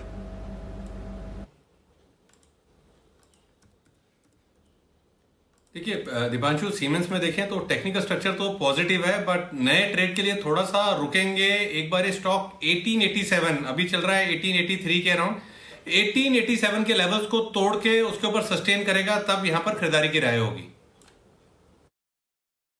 इस वक्त सीमेंस पर आइए बढ़ते आगे, और हमारे संवाददाता चेतन बुरानी एक बार फिर हमारे साथ कार्यक्रम में हो रहे हैं शामिल अपनी खबर के साथ में। चेतन, बताइए क्या है एक्सक्लूसिव खबर आपके पास? Sir, prime minister Narendra Modi ने इनफैक्ट इंफ्रास्ट्रक्चर रिव्यू मीटिंग करी थी फरवरी के एंड डेज में। उसमें गेल की पाइपलाइन जो 10 से 12 हजार करोड़ रुपए की है, जगदीशपुर हल्दिया एंड बोकारो धामरा पाइपलाइन, जो कि बहुत प्रेस्टिजियस प्रोजेक्ट है गवर्नमेंट ऑफ इंडिया का। 2018 में प्रधानमंत्री ने इसके फेज 2 की फाउंडेशन स्टोन खुद रखा था, और इनफैक्ट इसको एक्सपेडाइट करने के लिए प्राइम मिनिस्टर नरेंद्र मोदी ने खुद बहुत कड़े इंस्ट्रक्शंस दिए हैं। इनफैक्ट स्टेट गवर्नमेंट्स के साथ बैठकर बातचीत भी करी है। तो मैं हमारे सोर्सेज हमको बता रहे हैं इनफैक्ट कि प्राइम मिनिस्टर ने खुद ही डायरेक्शंस दिए हैं कि प्रोजेक्ट जो है 31 दिसंबर 2021 तक वेस्ट बंगाल के हिस्से में जो प्रोजेक्ट पड़ता है, पाइपलाइन बढ़ती है, उसके अलावा 31 दिसंबर 2021 तक कंप्लीट हो जाना चाहिए। और इनफैक्ट जो वेस्ट बंगाल के साथ जो भी इश्यूज हैं, land clearances, forest clearances, basically right of user clearance कहते हैं जिसको, उसमें दार्जिलिंग और 24 नॉर्थ परगानास 2 ऐसी जगह हैं जहाँ पे ये बहुत ज्यादा लैंड क्लियरेंस के इश्यूज फंसा पड़ा है। उसको प्राइम मिनिस्टर ने खुद इनफैक्ट रिजॉल्व कराने के लिए वेस्ट बंगाल के टॉप ऑफिशियल्स के साथ मीटिंग भी करी थी। तो उसमें 30 जून 2022 की एक टाइमलाइन रखी गई है, जिसके चलते काफी अच्छी खबर 2022 तक अगर कंप्लीट होता है तो ये बहुत प्रेस्टिजियस प्रोजेक्ट कंप्लीट हो जाएगा। और इनफैक्ट उड़ीसा की गवर्नमेंट को भी बोला है कि फॉरेस्ट लैंड क्लियरेंसेस को एक्सपेडाइट किया जाए। तो डेफिनेटली अगर ये टाइमलाइन मीट होती है सर, तो इनफैक्ट गवर्नमेंट ऑफ इंडिया की जो टाइमलाइन से ज्यादा मिस आउट नहीं होएगा एंड प्रोजेक्ट कॉस्ट भी नहीं बढ़ेगी। तो डेफिनेटली गेल के लिए बहुत अभी बड़ी खबर होगी सर। ओके, तो गेल के लिए बड़ा डेवलपमेंट होता हुआ, और यहाँ पर प्रधानमंत्री मोदी ने जगदीशपुर हल्दिया बोकारो प्रोजेक्ट के लिए, जो कि 10,000 करोड़ का प्रोजेक्ट है, बड़ी साइज़ का प्रोजेक्ट है, उसकी मॉनिटरिंग की और जल्द इसे पूरा करने के आदेश दिए हैं। ये खबर आती हुई दिख रही है गेल को लेकर। गेल के चार्ट्स पर एक बार नज़र डाल लेते हैं। वागले साहब जरा देखिए गेल के चार्ट्स में कुछ दम है? ओके, नितिन जी जरा आप बताइए गेल के डेटा देखकर गेल पर क्या व्यू है? अभी तो फिलहाल लास्ट 4-5 दिनों से गेल में हल्की करेक्शन है। सपोर्ट लेवल है 140 के आसपास। फिलहाल बहुत ज़्यादा स्ट्रेंथ नहीं दिख रही है, बट ये है कि 140 का सपोर्ट है, तो स्टॉप लॉस यहाँ पे 140 का होना चाहिए। और बाइंग अगर वापस से 146-47 के ऊपर निकलेगा तभी करना चाहिए, अभी वेट एंड वॉच में रखना चाहिए। और अगर ऑलरेडी पोजीशन है तो 140 का स्टॉप लॉस रख के होल्ड करें। अगर वो टूटता है तो फिर वीकनेस की तरफ जा सकती है। ओके, तो ये है आपके लिए गेल पर राय इस वक्त आती हुई। ओके, इस बीच सिद्धार्थ सेदानी साहब हमारे साथ कार्यक्रम में हो रहे हैं शामिल, अपनी एक स्पेशल पिक के साथ। फोन फ्रेंड किया उन्होंने, लाइफलाइन यूज किए। आइए चलते सिद्धार्थ जी के पास।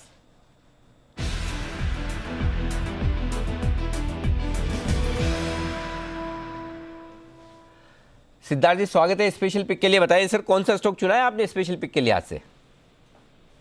अनिल जी, आज जो स्पेशल स्टॉक जो चुना है वो सदाबहार रॉकस्टार सेक्टर से ही है।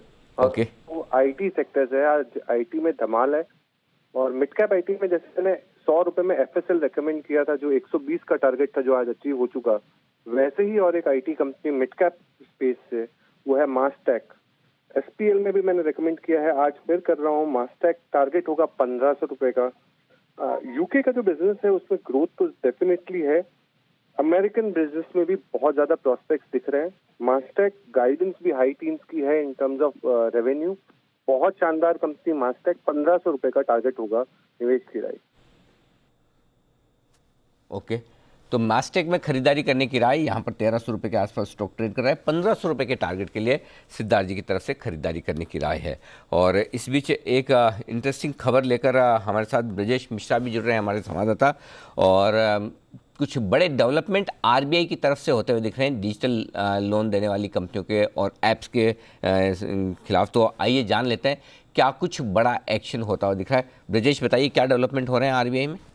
बिल्कुल, जो रिजर्व बैंक ने वर्किंग ग्रुप बनाया था डिजिटल लेंडिंग एप्लीकेशंस के कामकाज को रिव्यू करने के लिए कि कैसे उनका कामकाज बेहतर किया जाए, क्या गलत हो रहा है उसको ठीक किया जाए, तो उस वर्किंग ग्रुप ने एक तरह से अपनी जो व्यूज़ हैं सारे वो रिजर्व बैंक को साझा कर दिए हैं और जल्द ही इसको फाइनलाइज करके अंतिम रूप दिया जाएगा।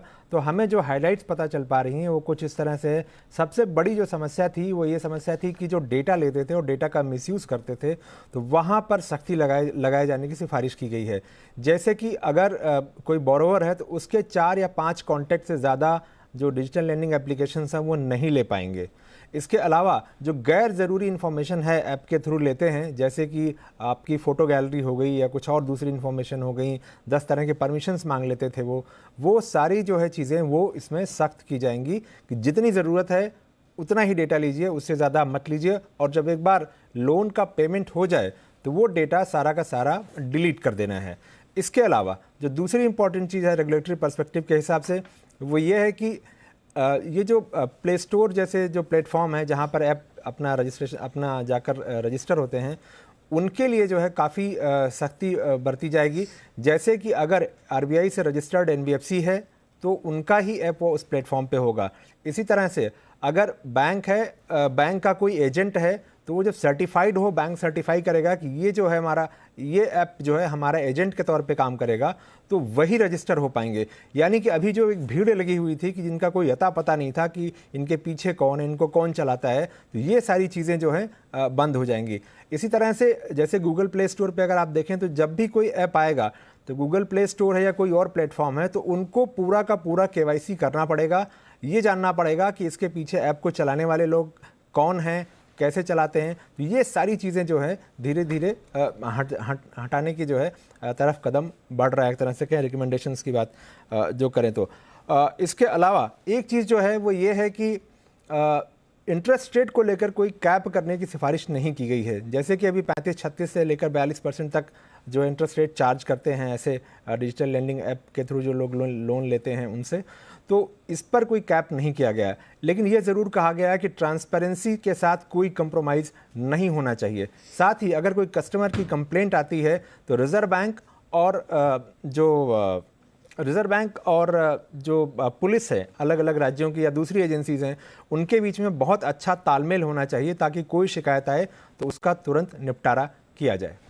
ओके, तो ये सारे बड़े डेवलपमेंट होते हुए दिख रहे हैं जिससे कि डिजिटल लेंडिंग पर थोड़ा सी लगाम कसी जा सके। जिस तरह से प्राइवेट इंफॉर्मेशन जो कस्टमर्स की है वो यूज़ होती है, या फिर रिकवरी के जो तौर तरीके वो सही नहीं है, और या फिर किससे आप लोन ले रहे हैं ये पता नहीं चलता है, तो इन सब पर लगाम लगाने के लिहाज से आरबीआई ने एक वर्किंग ग्रुप बनाया है। ये बड़ा इंटरेस्टिंग डेवलपमेंट हुआ है। आपको याद होगा इस बार हमने ऑपरेशन हफ्ता वसूली 1 नहीं 2 बार इस पर हमने स्टिंग ऑपरेशन किया और लगातार इस मामले को उठाया। और उसके बाद दूसरे में तो हमने आपको ये भी बताया था कि किस तरह से इन लोन देने वाली ऐप्स का चाइनीज़ कनेक्शन है, और उसके बाद ढेर सारे पुलिस एक्शन भी हुआ, काफ़ी लोग गिरफ्तार भी हुए। अब इस पर और आगे बढ़ते हुए आरबीआई ने एक अच्छा काम किया जिसपे एक वर्किंग ग्रुप बनाकर डिटेल में आपके सामने इंफॉर्मेशन अब लाने की तैयारी में, गाइडलाइन लाने की तैयारी में। ये है आपके लिए बड़ी खबर जो इस वक्त ब्रजेश लेकर आए हैं लोन देने की, ये डिजिटल लोन देने वाली कंपनियों के लिए इस वक्त। तो ये है पूरा का पूरा एक्शन। इस बीच बाजार थोड़े से आखिरी आधे घंटे में जाने में फिर से हल्के से कमज़ोर होते दिख रहे हैं। 14,900 पर आता हुआ निफ्टी, बस डर यही कि कहीं 14,900 और 34,800 के नीचे क्लोज ना हो। आखिरी आधे घंटे का ट्रेड उस लिहाज से काफ़ी अहम रहेगा। कमजोरी तो है सेलेक्टिवली, और जो स्टॉक्स और कमज़ोर होते दिख रहे हैं आखिर में इस लिस्ट में शामिल होता दिख रहा है आईडीएफसी फर्स्ट बैंक। इसके चार्ट पर सुमित जी आपकी गहरी पकड़ रहती है, जरा आईडीएफसी फर्स्ट बैंक देखिए, बताइए क्या कुछ और कमज़ोर होने को तैयार है? अनिल जी, मार्केट्स में थोड़ा सा दबाव आया है, इसके लिए स्टॉक में कमजोरी देखने को मिल रहा है। मेरे को ऐसा लग रहा है कि आज का दिन इसको अवॉइड करें, कल देखते हैं। अगर कल मार्केट्स में वापस इसके अंदर कमजोरी देखने को मिली तो फिर स्टॉक भी कमजोर होगा और फिर नीचे में हो सकता है 60 रुपए तक के लेवल देखने को मिले। तो आज जिन्होंने शॉर्ट अगर करके रखा है तो वो एक बार होल्ड कर सकते हैं, लेकिन ट्रेलिंग स्टॉप लॉस यूज करें। 65 65.5 ऊपर में रेजिस्टेंस फेस करेगा। ये लेवल अगर ऊपर में टूटता है तो वापस से फिर एक तेजी का शुरुआत हो जाएगा। जब तक ये लेवल नहीं टूटता है तब तक एक बार वेट एंड वॉच करें, अवॉइड करें। नीचे में शायद 60 रुपए से लेके 61 रुपए तक के लेवल देखने को मिल सकता है। ओके, तो ये है आपके लिए आईडीएफसी फर्स्ट पर सुमित जी की राय। आज वीकनेस दिखा रहा है, बाकी बैंक्स के साथ यहाँ पर भी प्रेशर आते हुए दिख रहा है। पर एक स्ट्रैटेजी दे रहे हैं विश्वेश जी, बिगुल बजाते हैं विश्वेश जी के लिए। विश्वेश के विशेष का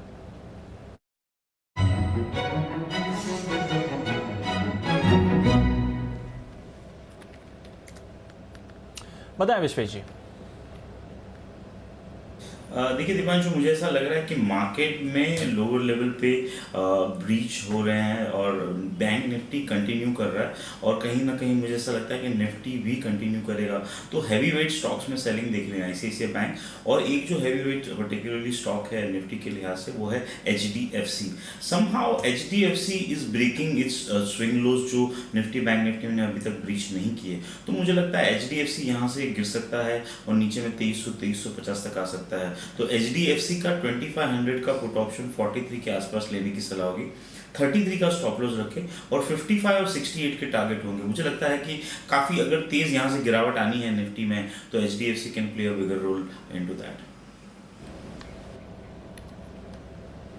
ओके, तो दिग्गज HDFC पर बिकवाली की राय आती हुई विश्वेश जी की तरफ से। पुट खरीदना है, 2500 का पुट खरीदें 43 के लेवल्स पर, 55 और 68 के टारगेट्स के लिए, और 33 पर आपको लगाना है स्टॉप लॉस।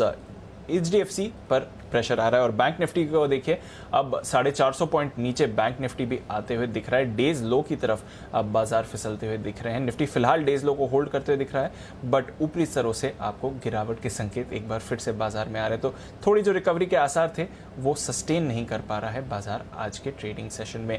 प्रेशर आपको बनते हुए दिख रहा है। काफ़ी सारे मिड कैप काउंटर्स हैं जहाँ पर प्रेशर बन रहा है, पर आज मेटल स्टॉक्स में भी आप बिकवाली आते हुए देख रहे हैं इस समय, और होल्ड आउट नहीं कर पा रहे हैं ये स्टॉक्स ट्रेड में। पर आई कुछ और स्टॉक्स हैं जहां पर नजर रखनी है। एक बार जरा BPCL पर वागले साहब से राय ले लें। वागले साहब, आज इंटरिम डिविडेंड पर बोर्ड बैठक है और बड़े डिविडेंड की बाजार को के लिए बाजार का इंतजार है। जरा राय दें BPCL पर, आज जो 2% की गिरावट है, खरीदारी का मौका है सर? दीपांशु, थोड़ा सा यहाँ पर मुझे लगता है साइडवेज जाएगा। इसको अभी कुछ ट्रिगर है कि नहीं मुझे पता नहीं। मेरे को इमीडिएट शॉर्ट टर्म में कुछ लगता नहीं है। जब ये 470 के पार निकलेगा, 470, 75, तो ही ये 520 तक जा सकता है। तो थोड़ा सा साइडवेज टाइम स्पेंड करेगा 430, 460 ये रेंज में। ओके, तो ये है आपके लिए BPCL। मीनवाइल कल लिस्ट हुई कंपनी MTAR टेक्नोलॉजीज, जहां पर आज हमने मैनेजमेंट से 11 बजे अनिल जी ने बात भी करी थी। 93 करोड़ रुपीस का एक्सपोर्ट्स का ऑर्डर मिला है कंपनी को। मौजूदा ऑर्डर बुक फिलहाल 330 करोड़ रुपए के आसपास है, तो उसमें आप ये ऑर्डर जोड़ लीजिए तो बड़ा ऑर्डर है अगर आप करंट ऑर्डर बुक साइज देखें। MTAR टेक्नोलॉजीज कल हुई थी दमदार लिस्टिंग, आज थोड़ी मुनाफा वसूली ऑफकोर्स काउंटर आपको दिखा रहा है, पर MTAR पर रखिए नजर इस समय। जैन साहब, आज IPO शो में तो आपसे हमने काफी सारी आने वाली IPOs चल रही और आने वाली IPOs के बारे में बात करी थी, पर MTAR पर राय दें सर। दमदार लिस्टिंग हुई थी, आज एक ऑर्डर भी मिला है। ओके, जैन साहब हमारे साथ नहीं, दोबारा जुड़ेंगे तो उनसे MTAR पर राय लेंगे, पर तब तक जय ठक्कर हमारे साथ जुड़ रहे हैं, तो बिगुल बजाते हैं जय के लिए कैश के ऑप्शन का।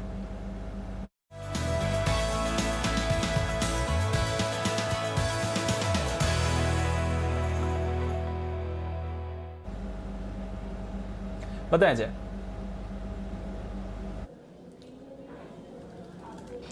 जी, good afternoon to Deepanshu and good afternoon to Anil ji. Deep, जो हमने सुबह 15,100 का पुट दिया था इन द मनी, उसके तो टारगेट्स हासिल हो चुके हैं, एंड अब मैं जो दे रहा हूँ वो है 15,000 के। मुझे ऐसा लग रहा है कि देखिए यहाँ पे हमें मंदी देखने मिल सकती है, और तो 15,000 के स्ट्राइक का पुट ऑप्शन खरीदने की सलाह निफ्टी में। ये चल रहा है 150 रुपये पर, 150 पे ट्रेड कर रहा है। यहाँ पे हमें स्टॉप लॉस रखना है 91 का। 150 पे खरीदे 15,000 के स्ट्राइक का पुट ऑप्शन, 91 का स्टॉप रहेगा दीप। यहाँ पे फर्स्ट टारगेट जो बन रहा है वो है 207 का, 207 का, एंड सेकंड टारगेट बन रहा है 229 का, 207, 229। ये दो टारगेट्स के लिए हम 15,000 के स्ट्राइक का पुट ऑप्शन निफ्टी में खरीद कर चल सकते हैं। जो मुझे एक रेजिस्टेंस नज़र आ रहा था 15,100 का, वो थोड़ा नीचे शिफ्ट हो चुका है एज एंटिसिपेटेड। 15 जो हिसाब से फॉल आया तो 15,000 के लेवल तक, 15,000 के ऊपर जाता है तो हम हमारा बायस चेंज करेंगे। तब तक के लिए मुझे ऐसा लग रहा है कि कल के लोज रीटेस्ट हो सकते हैं निफ्टी में, तो 14,750, 800 के रेंज में निफ्टी फिर से आ सकता है।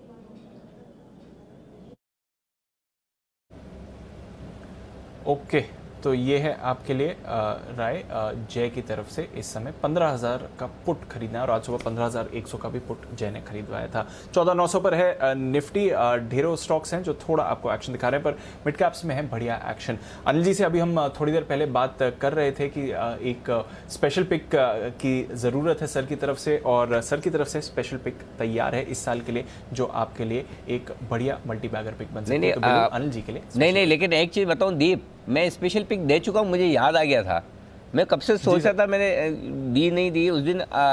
बंसल जी, आप भूल गए, IRCTC मैंने नहीं दिया था।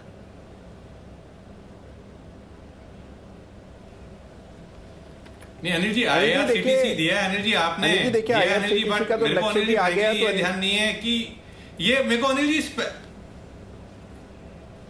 नहीं अनिल जी, IRCTC आपने दिया है अनिल जी, स्पेशल पिक में दिया है, बट वो पिक ऑफ 2021 नहीं था अनिल जी, जहां तक मैं याद कर पा रहा हूं। अच्छा, ओ, अच्छा जी, कुणाल जी क्या कह रहे हैं?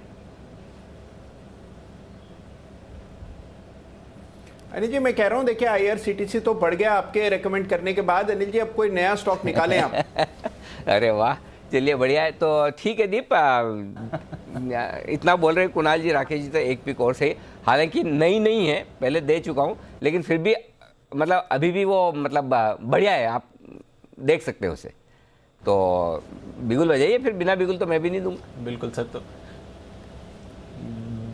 बिगुल तो तैयार है सर आपके लिए, स्पेशल पिक का बिगुल अनिल जी के लिए।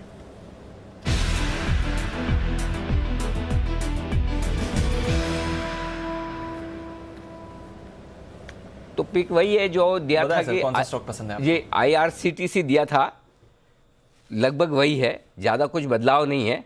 सिर्फ बदलाव इतना है कि IRCTC में से एक C एक्स्ट्रा है, वो हटा लीजिए, R हटा लीजिए, तो R हटा लीजिए, TC, IRCTC की जगह ITC कर लीजिए इसको, जो कि मैंने दिवाली के वक्त भी आपको पिक दिया था कि ITC खरीदने की राय है। और अभी फिर से मैं कह रहा हूँ 2021-22 के लिए ये स्टॉक है जो आपको बढ़िया एक्शन, और ये दिमाग में आया, इसके लिए मैं धन्यवाद देता हूँ पहले सुमित जी को, क्योंकि सुमित जी ने जैसे HUL रिकमेंड किया CDSL के बाद, तब मैं FMCG स्पेस से देखा था। बेसिकली देखिए इस साल जिन सेक्टर्स में तेजी है वो देख लीजिए, एक FMCG में है, दूसरा पेपर में है, तीसरा आपका होटल में है, अब टेक्सटाइल में है।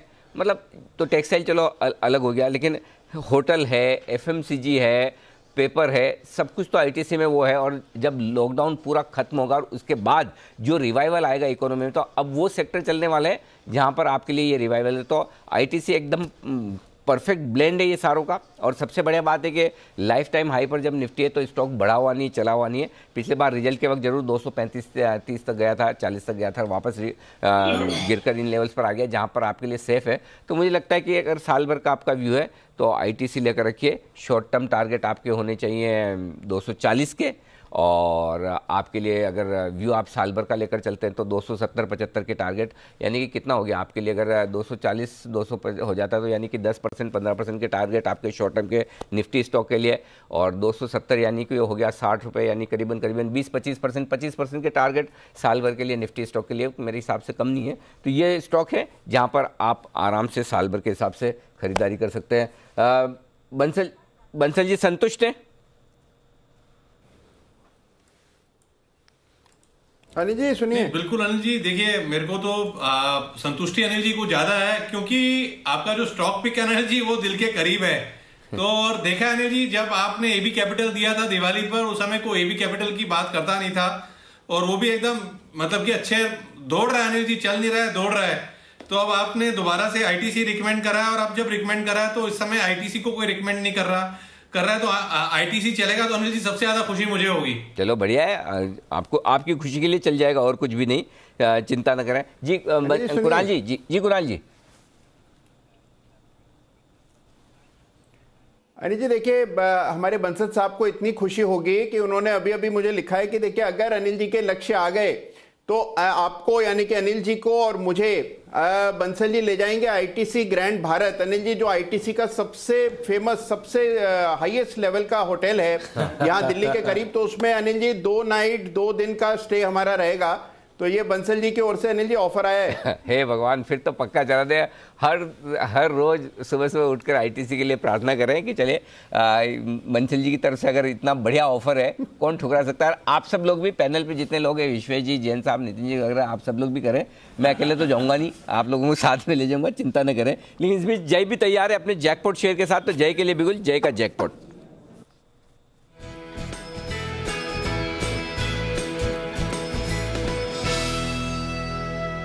बताएं जय।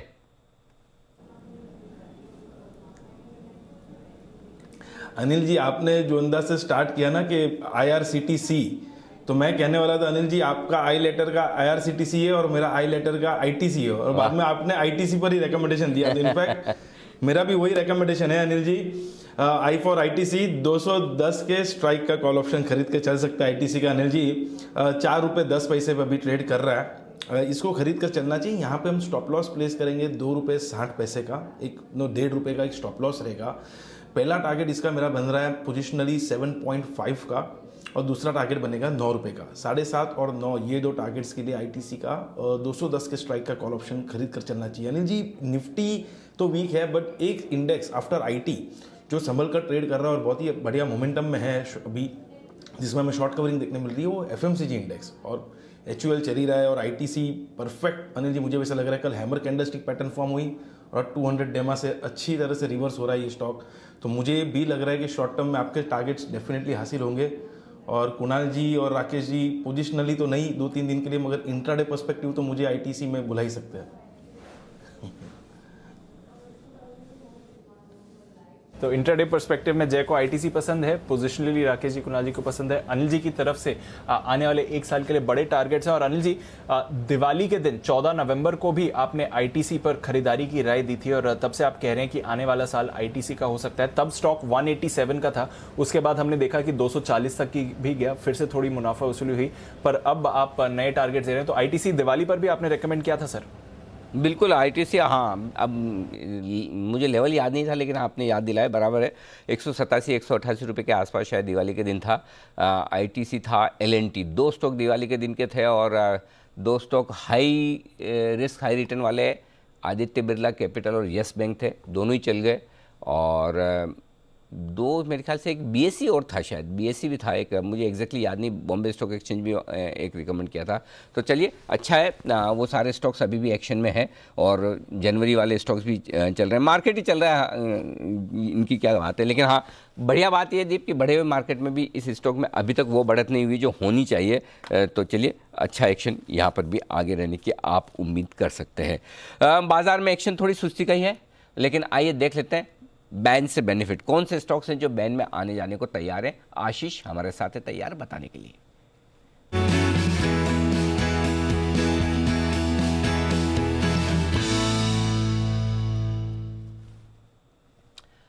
बताएं आशीष, कोई एंट्री एग्जिट बैन में से? अनिल जी, फिलहाल 2 स्टॉक बीएचईएल और सन टीवी, ये 2 स्टॉक बैन में। बाहर तो इन दोनों में से कोई भी नहीं आ रहा, क्योंकि बीएचईएल की अगर आप मार्केट वाइड पोजीशन लिमिट देखें तो 89% है, सन टीवी फिलहाल 85% पे चल गया है, यानी कोई बाहर तो नहीं आ रहा है। लेकिन फ्रेश एंट्री हो रही है सेल की, काफी सरप्राइजिंग है, एक ही दिन बैन से बाहर रहा, कल ही बाहर निकला इनफैक्ट, और 105% हो गई है मार्केट वाइड पोजीशन लिमिट। कल 79.37% के साथ मार्केट वाइड पोजीशन लिमिट थी और बैन से बाहर आया था। तो सेल निश्चित है, 95% को क्रॉस कर गई पोजीशंस, तो बैन में आएगा सेल। आपके लिए बैन से बेनिफिट में सेल के बैन में आने की तैयारी। एक दिन के लिए बाहर आया था, घूम फिर के 1-2 दिन के लिए वापस अंदर, एक दिन आज ही तो बाहर आया, हाँ आज आया वापस अंदर। इस बीच दीप ने मुझे लिस्ट भेजी है, वो दिवाली की रिकमेंडेशन वाली। आईटीसी एलएनटी, आईटीसी 187, एलएनटी 1052 में रिकमेंड किया था, और एबी कैपिटल 81 रुपये, येस बैंक 14.5 रुपये, बीएससी 520 रुपये में। ओह, एलएनटी 400 रुपये ऊपर है वहाँ से, क्या बात है। आईटीसी 187 वाला अब भी 200। सबसे बढ़िया तो दीप ट्रेडिंग वाली पिक जो आकाश ये इन्वेस्टमेंट वाली होती, वेदांता 107 वाला 230 है, और टाटा मोटर्स 148 वाला 300 से ऊपर निकल गया था टाटा मोटर्स। तो जो ट्रेडिंग वाली पिक है वो ज़्यादा चलिए, इन्वेस्टमेंट वाली से ज़्यादा ट्रेडिंग वाले चल गए। तो दोनों वेदांता और टाटा मोटर्स, जो ट्रेडिंग वाली थी वो मुझे याद नहीं, आपने भेजा तो याद आया। चलिए बढ़िया है, जो स्टॉक जहाँ चल जाए बढ़िया है, मार्केट का फ़ायदा है, तेज़ी का फ़ायदा है, सभी को मिले ज़्यादा अच्छा है। जी दीप, अब 3-20 की स्ट्रेटेजी देख लें। अनिल जी, एलएनटी के टारगेट भी हिट हो गए सर, इन्वेस्टमेंट वाली पे के एलएनटी टारगेट हिट हो गए, 1500 था 2 दिन पहले स्टॉक। यस, चलो बहुत बढ़िया, अच्छी बात है। बिल्कुल सर, तो बढ़िया रिकमेंडेशंस दिवाली से, और अब तक देखें तो लगभग सारे स्टॉक्स बारिंग आईटीसी वहां पर टारगेट्स हिट हो गए, और आईटीसी अब आने वाले समय के लिए अनिल जी की तरफ से राय। पर चलिए, बाजार बंद होने से पहले जान लेते हैं अनिल जी की तरफ से आज की फाइनल स्ट्रैटेजी क्या है।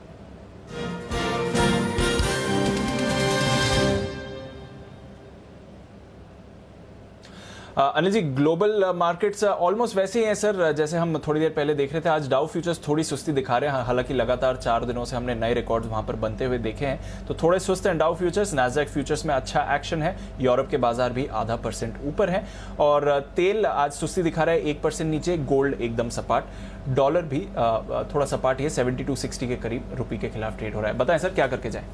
जी वैसे तो ठीक है, ग्लोबल तो कोई खास समस्या है नहीं, सब कुछ ठीक है, जैसे उम्मीद के मुताबिक ही चल रहा है। और डाउ फ्यूचर्स भी आप देखिए कोई ऐसा नहीं, सुबह से जितने नीचे 25-50 पॉइंट वही चल रहा है, ऐसा भी नहीं कि बहुत ज़्यादा है। अब थोड़े से 75 पॉइंट हुए, 4 दिनों से तेजी हुई। आज फेड की बैठक है तो थोड़ा आप अमेरिका में कमजोरी की आशंका रख सकते हैं, और वो रखना गलत भी नहीं है, रीजनेबल है। तो और हमारे बाजारों का जहाँ तक सवाल है, देखिए 35,000 के नीचे की क्लोजिंग तो खराब ही है, और आखिरी उम्मीद 34,800 की है, क्योंकि जब पिछला बार करेक्शन हुआ तो हमने 34,650 का लो बनाया था इंट्राडे में, और 34,800 की क्लोजिंग दी थी। आज 34,800 के आसपास की क्लोजिंग आती दिख रही, तो उस लोअर क्लोजिंग के आसपास हम बंद हो रहे हैं। निफ्टी भी 14,900 के नीचे बंद नहीं हुआ, कम से कम ये गनीमत है, लेकिन लोअर एंड पर ही बंद हो रहा है अभी, यही है। तो कुछ खास करने जैसा फिर है नहीं आपके लिए, तेजी करने जैसा स्क्रीन दिख नहीं रहा है। मंदी इन लेवल्स पर आप एकदम सपोर्ट के आसपास करना चाहेंगे नहीं, और करना है तो फिर ये है कि लॉन्ग पोजीशन निफ्टी की रखिए, शॉर्ट पोजीशन बैंक निफ्टी की रखिए, ताकि आप परफेक्ट हेज रहेंगे। आज बजाय पुट और कॉल के हेज करने के, तेजी का मूड है तो निफ्टी लॉन्ग कर लीजिए, मंदी का मूड है तो बैंक निफ्टी शॉर्ट कर लीजिए, वो ज़्यादा बेहतर है, वो करके जाए। इसके अलावा सिंपल है, स्टॉक्स पर फोकस रखें, स्टॉक स्पेसिफिक अप्रोच रखना ज़्यादा ठीक है इस मार्केट में, बजाय ये कि इंडेक्स पे, क्योंकि बहुत ही वॉलेटाइल और रेंज बाउंड दोनों तरफ के ट्रेड होते दिख रहे हैं। ओवरनाइट पोजीशन रखना थोड़ा सा रिस्क है, लेकिन जिस तरह से 4 दिनों की तेजी के बाद डाउ फ्यूचर्स दिख रहे हैं, हो सकता है थोड़ा सा अमेरिका में आज कमजोरी वाला सेशन हो जाए, तो उस हिसाब से आप अपनी पोजीशन रखिए। जी दीप सर, अच्छा है अमेरिका में थोड़ी सुस्ती हो, शायद रिवर्स हो। अभी तक हम देख रहे हैं अमेरिका में तेजी हो रही है, हमारे बाजारों में सुस्ती है, तो शायद अमेरिका में सुस्ती हो तो कल हमारे बाजारों में तेजी होगी, क्या ऐसे मान के चलें sir?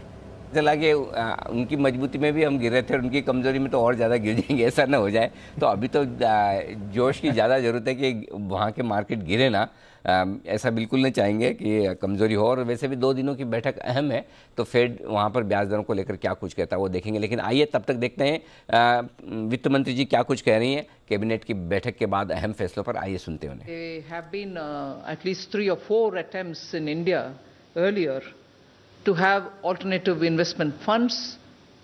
One was, of course, you knew IDBI, and several such attempts had earlier been taken up.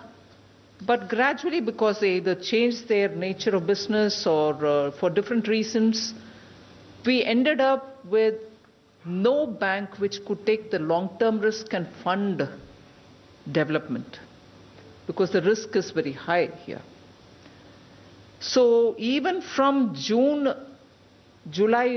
budget of 2019, we had made this announcement that government will be looking at having a national infrastructure pipeline and look at sovereign funds and others who can fund us.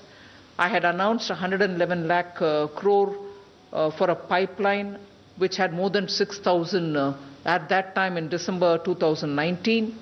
More than 6,000 such greenfield and brownfield projects which needed to be funded. So we have acknowledged that both development and financial objectives will matter for setting up a DFI, and therefore, whilst we mentioned it in the budget, but even as the budget session is still on, the cabinet is already cleared the setting up of a development finance institution. And here I wish to thank the Honorable Prime Minister, who constantly has kept the gentle nudge on us to say, you mentioned it in the budget, and how many of the budget's steps are going to be in time implemented so that the stimulus gains momentum and sustains that gained momentum. And therefore, you have to get going with the decisions which have all been announced in the budget. And that is why I take 1 extra minute to tell you that I'm happy today the cabinet has cleared this bill, through which we will have an institutional arrangement which will help in raising long-term funds. The budget provides for the initial amount. I had announced it in the budget, saying capital infusion from our side would be about 20,000 crores, and initial grant of 5,000 will also be made. And this year itself, capital infusion is 20,000 crores. Additional increments of the grant will also be made within the 5,000 limit that has been given to the finance minister. And through this, we expect to raise considerable amount using this lever from the market, and I'll get into the details when the questions come from you. So today the cabinet has taken a decision to set up a development finance institution. I can get into the details as and when you ask me the question. Thank you. We will now take questions. The Honourable Ministers will now take questions based on cabinet decisions only. Number 10.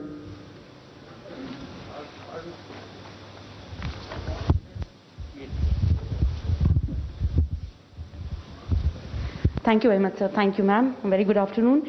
Ma'am, just wanted to understand that the cabinet note also comes in terms of the DFI bill, which you had spoken about in your budget speech. And as you rightly mentioned, the mechanism for raising funds from the market, you would like to answer that as and how we ask. So it'll be great if you could elaborate on that, ma'am. Thank you very much. Sure. You can take one more question. So Number 9. What kind of, Shishir here from Hindu Business Line, what kind of fund you are expecting to leverage from the 25,000 crore which you are putting in that DFI? I have the Secretary, Department of Financial Services with me. But with the initial 20,000 crore, which is being initially proposed as a capital infusion, I expect the to use it as a lever to raise up to 3 lakh crores in the next few years, because it can access through the market funds which are otherwise not available. Also, this institution will have certain tax benefits which are being given to it, tax benefits which are being given for a 10-year long period, and through that we also there is not just a tax exemption, but also the Indian Stamp Act is also being given a bit of an amendment. Through all this, we expect even big pension funds, sovereign funds will all come, just as we are able to attract them in the National Infrastructure Investment Fund. Tax exemption, but also the Indian Stamp Act is also being given a bit of an amendment. Through all this, we expect even big pension funds, sovereign funds will all come, just as we are able to attract them in the National Infrastructure Investment Fund.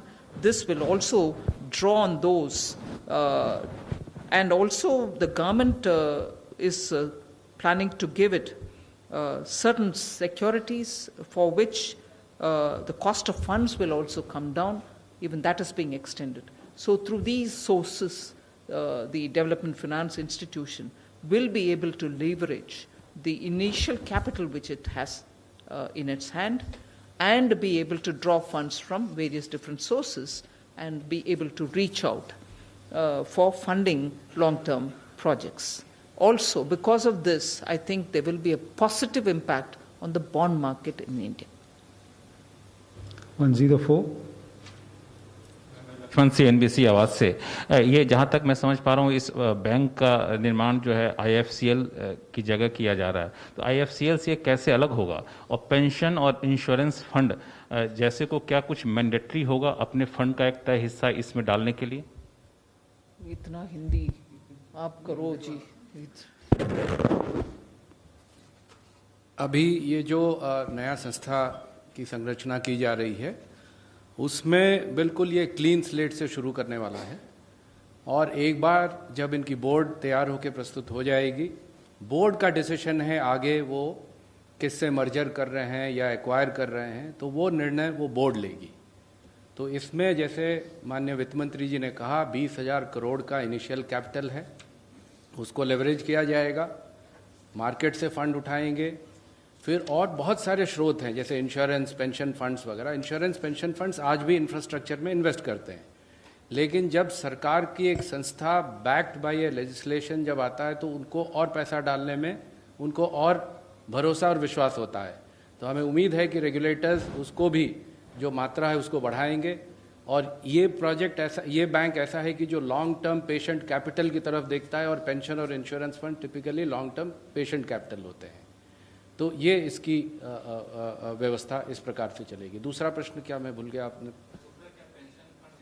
हाँ, मैं वही बताया आपको, insurance fund, pension fund. हाँ, IFCL की जगह ये लेगा या फिर अभी ये तय नहीं है? IFCL से कैसे अलग होगा? IFCL भी मोर और लेस इंफ्रास्ट्रक्चर फंडिंग के लिए। स्टेट से स्टार्ट कर रहे नहीं, मैंने यही बताया ना, IFCL का निर्णय जब ये संस्था तैयार होके खड़ी हो जाएगी, इनकी बोर्ड कॉन्स्टिट्यूट हो जाएगा, वो इस पर निर्णय लेंगे। IFCL को लेना है, IFCI को लेना है, किसी को नहीं लेना है, अपने आप में करना है। हम लोग जो व्यवस्था दे रहे हैं, ये माननीय वित्त मंत्री जी का था कि बिल्कुल क्लीन संस्था दें, और बाकी बाजार की कंडीशन और वो अगर देखते हैं उसमें उनको फायदा है तो फिर वो अपना निर्णय लेंगे। Number 15. Ruchi Bhatia from ET now. I just wanted to understand how soon will the DFI be operationalized now that the cabinet has given an approval? Also, what will be the structure of the DFI in terms of how the board will be constituted? And have you identified which are the first few projects where the money will be kind of put in as from this DFI? It will have a professional board, and at least 50% of them will be non-official directors. Persons of eminence are also envisaged to be on the board, and I would think the chairpersonship also will be of some eminent person derived, and also making sure there are good eminent people becoming non-official directors. So we are making sure that this organization will have people of such heft and professional standards. So on that ground itself, it should have enough,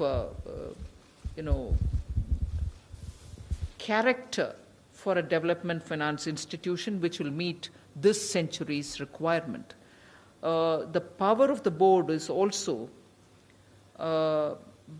clearly going to be drawn in order that they can appoint and remove the WTDs, the whole-time directors. So we are looking at a complete professional setup. In fact, that is one of the features in which we have made sure that the emoluments being given will be so market-driven that you are able to attract best of talents. Even that has been thought out. We are also looking at higher age limit and a longer tenure for the MDs and DMDs. So with these professional human resource, I think this organization will be able to immediately and quickly rise to the expectation of the market. Number 46. The cabinet has given clearance, and you can see how soon we can do it from 1st of February. So that soon it will come out. Madam, मैं मानस बनर्जी बोल रहा हूँ। मानस बनर्जी इधर मानस बनर्जी बोल रहा हूँ। अच्छा, इंदिरा गांधी जी ने 1969 में बैंक राष्ट्रीयकरण की थी, ये सोच के जो ये बैंक जो प्राइवेट बैंक है वो सामाजिक दायित्व पालन नहीं कर रहा है, इसीलिए क्या था। उसके बाद जो राष्ट्रीयकरण हुआ, आज अभी आपका सरकार आप निजीकरण के दौड़ रहा है, ये सरकारी बैंक को क्या दायित्व सामाजिक दायित्व पालन नहीं कर रहा क्या, इसीलिए आप निजीकरण के लिए ज़्यादा बिजी हो गया। राहुल गांधी जी ने बोला है आप लाभजनक संस्था को बेच रहा है, निजीकरण कर रहा है, जो नुकसान वाला इसको आपने राष्ट्रीयकरण कर रहा है। ये बात कैसे है? आज ही बोला है राहुल गांधी जी ने। नहीं, आप प्रश्न क्या पूछना चाहते हैं? क्वेश्चन क्या है, जो आप क्या सोचता है, बैंक लॉस में जा रहा है, ये सामाजिक दायित्व पालन नहीं कर रहा सरकारी बैंक, इसीलिए आप निजीकरण कर रहे हैं? नहीं, आप तो एक ओपिनियन बोल रहे हैं, प्रश्न क्या है? ये तो क्वेश्चन कर रहा हूँ, आप निजीकरण क्यों कर रहे हैं? हाँ, सो have all of you all finished with your development finance institution का प्रश्न? If you have that, if you don't have any more question on today's cabinet decision, then I'll go to him. But if there is anything more on today's decision, I'll first address that and then go over to answering him. I will answer him, but I'll do that afterwards. Okay. Ma'am, sorry to interrupt, ma'am. Just one more, ma'am. Anything on the bill, ma'am, if you could share with us? What is the bill? The DFI bill, ma'am. The cabinet has given approval. Now we'll go to the parliament. Thank you.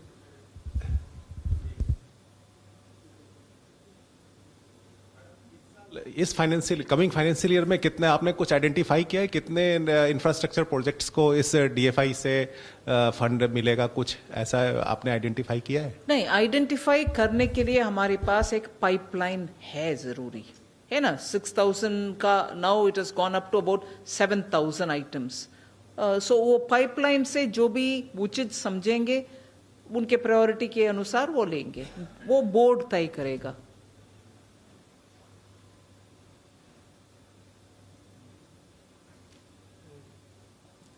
Is that it? Okay. So your question, you asked me in Hindi, but I'm going to say it in English. Huh? Yeah, you may have to, please. I have no choice. I don't want to say it in Hindi and you struggle to understand me. Yes, Srimati Indira ji nationalized banks. There was a purpose, and that purpose probably was served, partly served, fully served. I'm not getting into that. Today we have quite a few number of banks, some performing very well, some performing probably just about all right, and they have a very big role to play, there is no doubt. But yet, we need banks which are going to be able to scale up. So we have even announced, and recently, 1 year ago, 1.5 years ago, in fact one before also, during 2016-17, amalgamating banks so that you have banks big enough. Like I think I have even said before, we need banks of the size of State Bank of India in this country, many more of them. So we have brought in banks which are going to be able to meet the aspirational needs of this country. And also, because these need not be a subjective, on-the-spot decision, we've announced a public enterprise policy, based on which we have identified those 4 areas in which we said government presence, public sector presence will be there, and bare minimum presence is what we have said. In that, financial institutions are also there, meaning even in financial sector, we will still have the presence of public sector enterprise, which, for your immediate answer, means that not all of them are going to be privatized. First point. Second, even for those which are likely to be privatized, we are obviously going to have to keep in mind that these privatized institutions will also continue to function after the privatization. We'll also have to ensure that the staff or the personnel who are there, their every interest will be protected.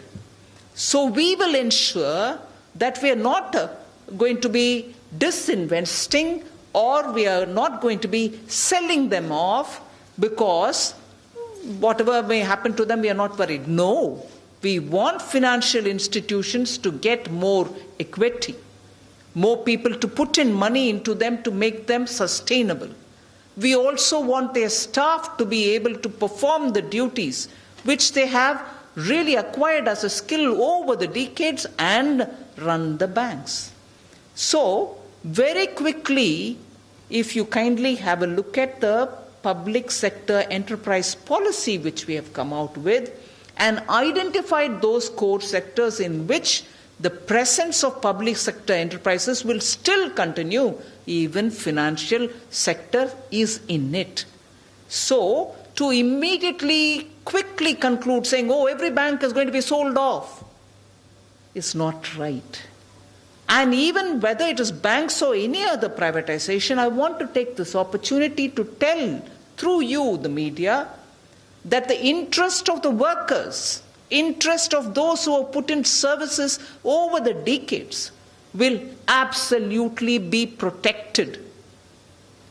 Whether it is their salaries, whether it is their scale, whether it is their pension, it will all be taken care of. And above all, the first premise that I would like to put before you is even when we speak of privatization or disinvestment, we recognize that each one of those units perform for the economy. So if there is a coal unit or a thermal unit or a hydro unit or a steel unit, the intention is, if there are people who would run it, putting more money in them, we still need those power which it produces, still need the coal which comes out of it, still need the steel which comes out of it, still need the banks to reach out to the people. And for these units to function with more money coming in, with more specialization, with more modernization, we need to have some investment come from others. And purely, let us also understand, if, for instance, we want to sell it to retail buyers within India, it is our duty to ensure that the workers' interests are protected, that institution runs further, produces that which we are not able to put in more money to produce. So, first assumption is not to take that it is going to be closed, people are going to be removed. No, not at all. All these factors are being kept in mind. I want to assure you through the media that it is not a quick decision. We have applied a lot of mind, and also we are very conscious of the interest of the workers in very many of these institutions. So, I don't know if it answers your question. वित्त मंत्री निर्मला सीतारमण जो बताती हुई कि एक 20,000 करोड़ रुपए की पूंजी के साथ बैंक का गठन किया जाएगा जो इंफ्रास्ट्रक्चर की ज़रूरतों को पूरा करेगा, और इसके साथ ही इस डीएफआई की बाजार से 3 लाख करोड़ रुपए और जुटाने की योजना है। यानी कि इंफ्रास्ट्रक्चर कंपनियों को ज़्यादा से ज़्यादा पैसा मिल सके, इंफ्रास्ट्रक्चर प्रोजेक्ट्स ज़्यादा तेज़ी से आगे बढ़ सकें, इसके लिए सरकार की तरफ से आज कैबिनेट में एक बड़ा और अहम फैसला लिया गया है। और इसकी फंडिंग के लिए तमाम स्रोतों से पैसा लिया जाएगा, जिसमें प्राइवेट इक्विटी फंड से लेकर ढेर सारे पेंशन फंड्स और विदेशी निवेशक भी हो सकते हैं। और इसके जरिए देश के हज़ारों इंफ्रास्ट्रक्चर प्रोजेक्ट्स की फंडिंग की जाएगी। ये थी आज की प्रेस कॉन्फ्रेंस का सार वित्त मंत्री जी की तरफ से। आइए, आप सभी से विदा लेने का वक्त है। कल सुबह आपसे फिर होगी मुलाकात।